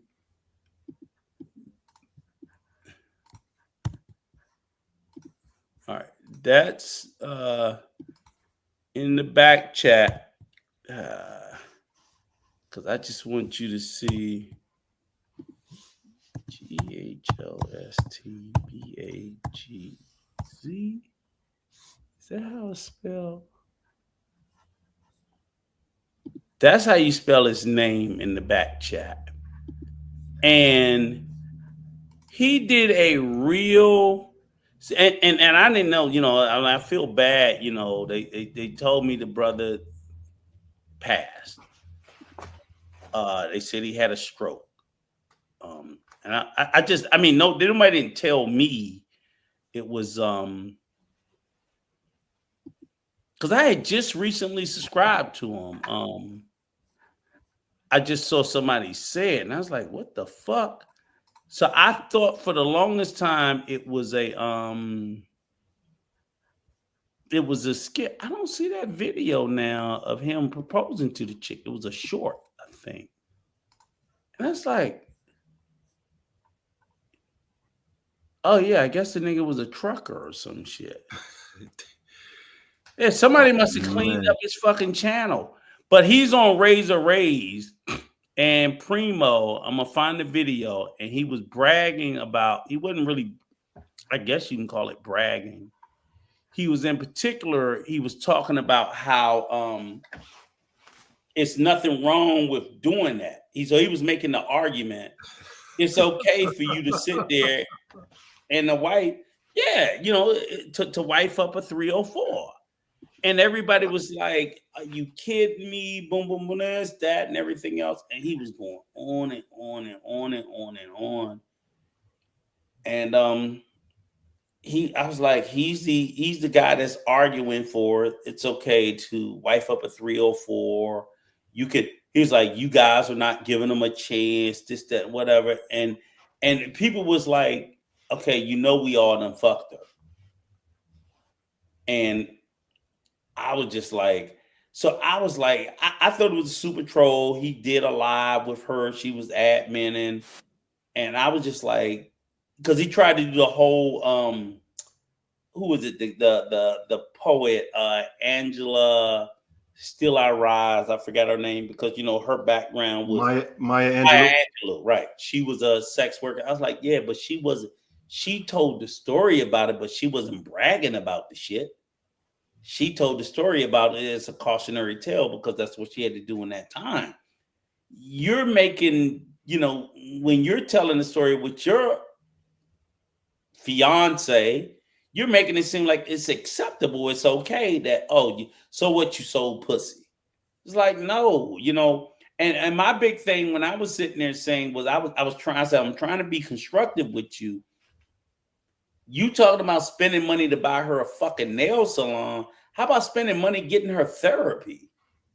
I agree. I'm like, okay, I get it. The motherfucker in the States, I fell in love with a stripper. Okay, bang. If you genuinely, I believe sex work is work. I believe in the dignity of sex workers. But if I believe it's fucking work, okay? But, I mean, we all different. But what I'm sitting there saying is I'm like, if you're going to go that far and say, okay, I'm going to extend my heart to a sex worker and I'm going to look past that shit, then give them therapy to heal. Because no way, how about invest in that? Get her in the, if anybody that you want to indulge with someone who's come from a troubled background, get them individual therapy and then y'all get couples therapy. I'm not going to sit there and say, oh no, it's impossible. I say it's impossible the way you fucking trying to do it. That's what I say is impossible. What you're doing is stupid. Not what you want to do.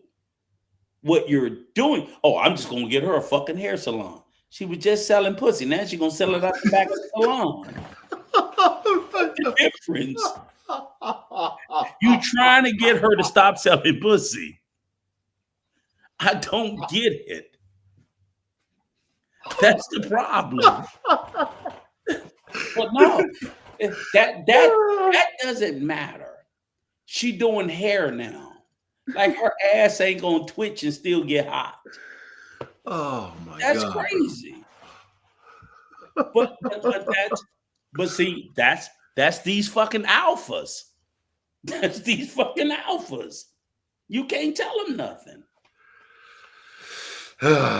Man, yeah, I don't think it's a job, but I mean, who am I? I'm nobody. I don't have to live their life, but I agree with you.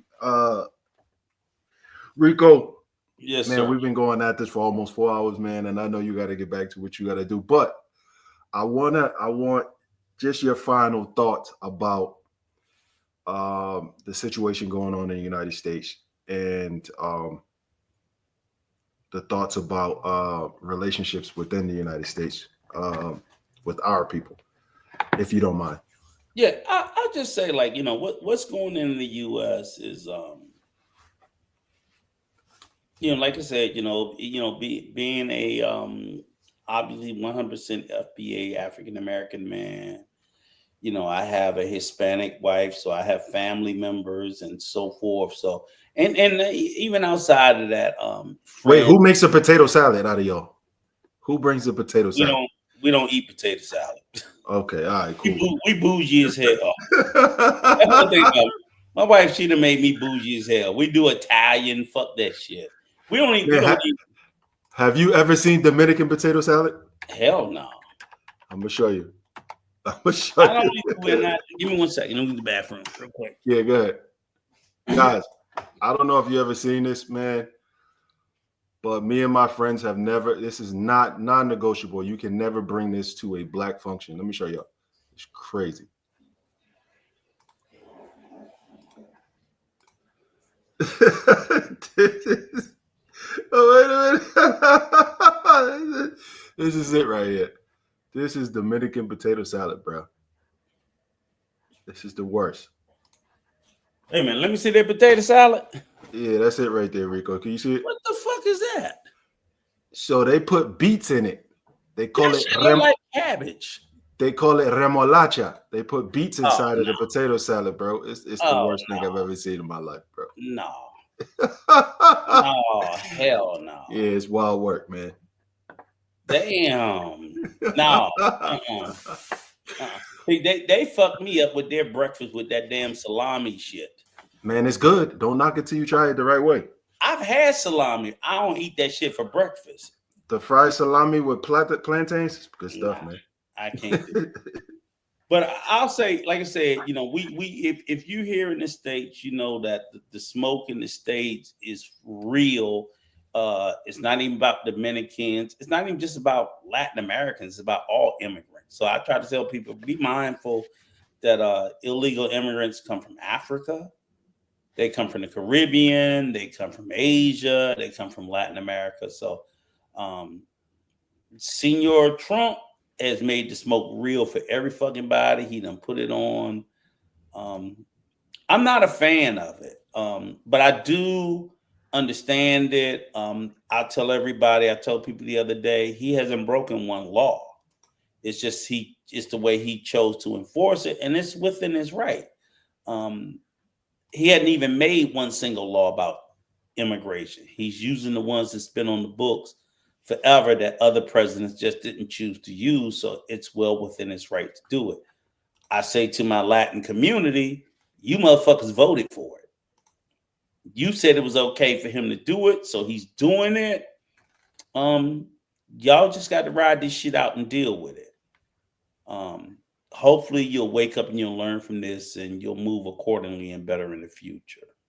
As far as the relationship situation, I wish things would get better between, African American men and women here in the United States. Not necessarily for myself, but for the state of our people.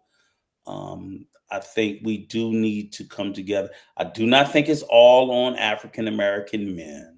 I think it's on both sides equally. I think, the young sisters need to get their shit together, get their head straight, start treating and respecting the Black men in a more positive and better and loving and supportive way. I think that the men need to support the women in a better way. It's not about, we doing this and they not doing it, or we doing this and because both sides got points.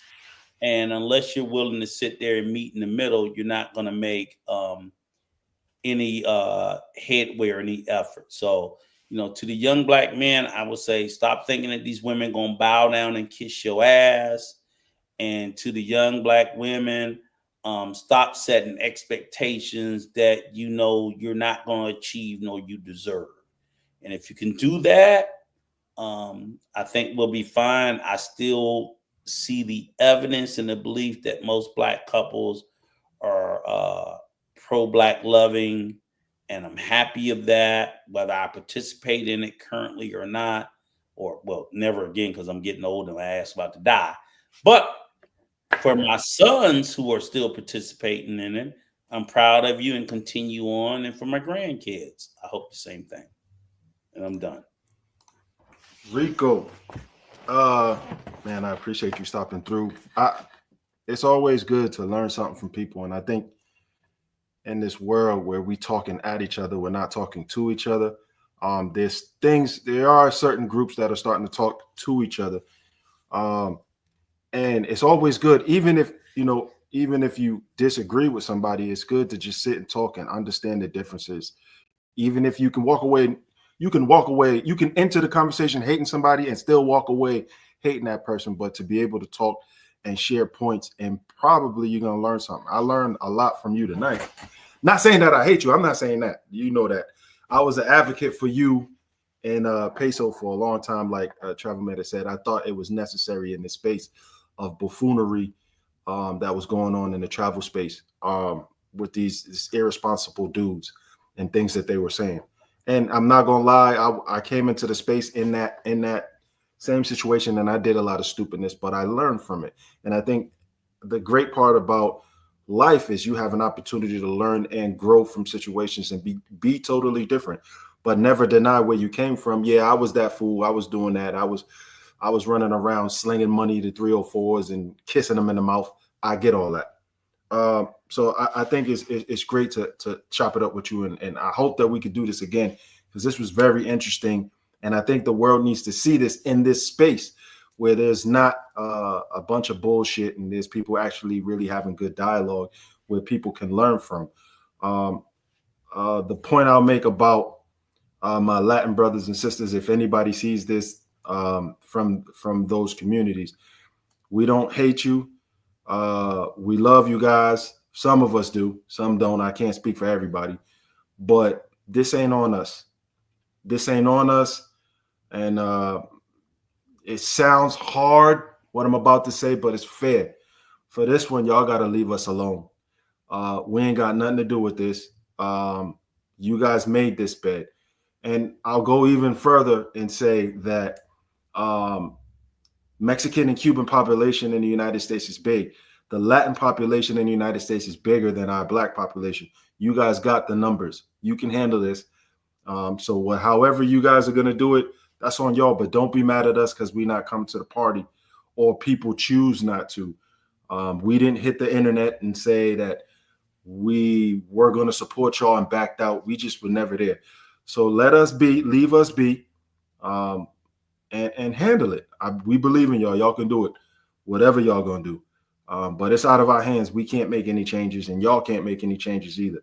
They're not going to stop deporting the people that came through the border illegally or have overstayed their visas or have committed crimes in the United States. But I'll give you some advice, like Rico said. What you can do as a community is protest on the ground, but at the same time, do it legally. Get the legal representation. All those people putting in money to get legal representation to fight against these people and bring these things to court, you could do that. There is a what was the term? There is a due process that you're deserved. And so the only way that you're going to be able to fight that is not by burning cars and waving flags and getting on TikTok. The way you do that is through the court of law. You go get the best lawyer that money can buy, an immigration lawyer, and you fight in court. Fight. Take it all the way up to the Supreme Court. Do what you got to do. That's the way you do things in the States. But we can't help y'all. And but we're watching. And make sure that you make these relationships between us and you guys good, because in the future there may be something that we can help you guys on, and you're gonna need us, like we probably would need y'all on some things too. So don't ostracize us, because we will remember that. We have long memories, very long memories as Black folks. So that's it, man. Thank you, Rico, for coming. Thank you, Travelmatic, for coming through. And I hope to have you back, man. Oh, definitely. Man, this was good. I love it. I appreciate you. Apologies for yesterday, but it was Father's Day, so I got that's my apology. You had your BLB, I had my W, my white liquor, and it just got. I was like 6 o'clock came and went, and we were still eating them blue crabs and still drinking. And I was like, oh man. Next time I looked up, it was like almost 9 o'clock. I'm like, oh shit, and I'm trying to drive home. So oh, that's right. You from Maryland, Blue Crab. Yeah, from Maryland, right? Oh, big My time. family's from Federalsburg and Salisbury up there, man. Okay. Oh, definitely. Yeah. Definitely. You got to come We're down from then. Delaware. So my family's from Delaware, Seaford, Delaware, Salisbury, Federalsburg. From there. So that's my mother's side. That's over I'm there. right. I'm right outside DC, right down from Baltimore, but all of that area. That's Federalsburg. I don't think it's too far from Eastern Shore. So that's crab country. And that's our thing. We do, man, we eat crabs from Memorial Day to Labor Day. I mean, they cost a boatload of money. That's a thing in Maryland, man. Blue crabs, when you come, we get down. Them crab cakes y'all got down there too? Crab cakes, crab legs, whole crab, beer, tequila, Hennessy. Oh, I mean, in a cookout, shit. Hey, I'm open. If you invite me, I'm gonna show up. I still gotta go to Atlanta. I'm gonna show up. Listen, just invite me. I'm gonna be there. I'll bring you some white liquor. I'll bring you some white liquor. Okay, do that. All right, well, thank you, brother. I appreciate you for bringing me up. I really love. We're gonna do this again soon. Definitely. Let's do it. Thank you, sir. Thank you guys to the team for watching the program. I thank y'all for sticking with us this long. I appreciate everybody, man. Please, when you get up out of here, just hit the like button. Hit the like button. Share it to somebody that you think would share it to everybody. Just share it. Spam this. I think this was a good conversation, and we definitely need to get people up on board with the BLB. We're in a new direction, in a new space, so we're gonna keep trying to put out some good things for the people to consume. And take a different page. I mean, this space is missing. We still gonna be tapping these people's chins that's doing all this craziness. But at the same time, I think some substantive conversation is definitely needed in this space for the travel group and for events that's going on. So y'all stay safe. For the people that are traveling outside the country, this is a real situation, and I wanted to bring this to the tube. You have to be careful, extra careful, because again, those people that got deported have some may have some animosity to you and try to do you or harm you when you're out and abroad. So be careful. I always told y'all from when I started, be careful of anybody that you meet that's speaking English in some of these countries, because sometimes they've been deported and they're trying to scam you because they know you a little bit better than the local. So be careful, fellas. Be careful. Stay on your P's and Q's. Be careful. Stay out the way, and enjoy your vacations when you guys traveling outside. Till the next time, thank y'all guys. God bless everybody, and I'll see y'all the next time. Thank y'all for rocking with the BLB. Good night.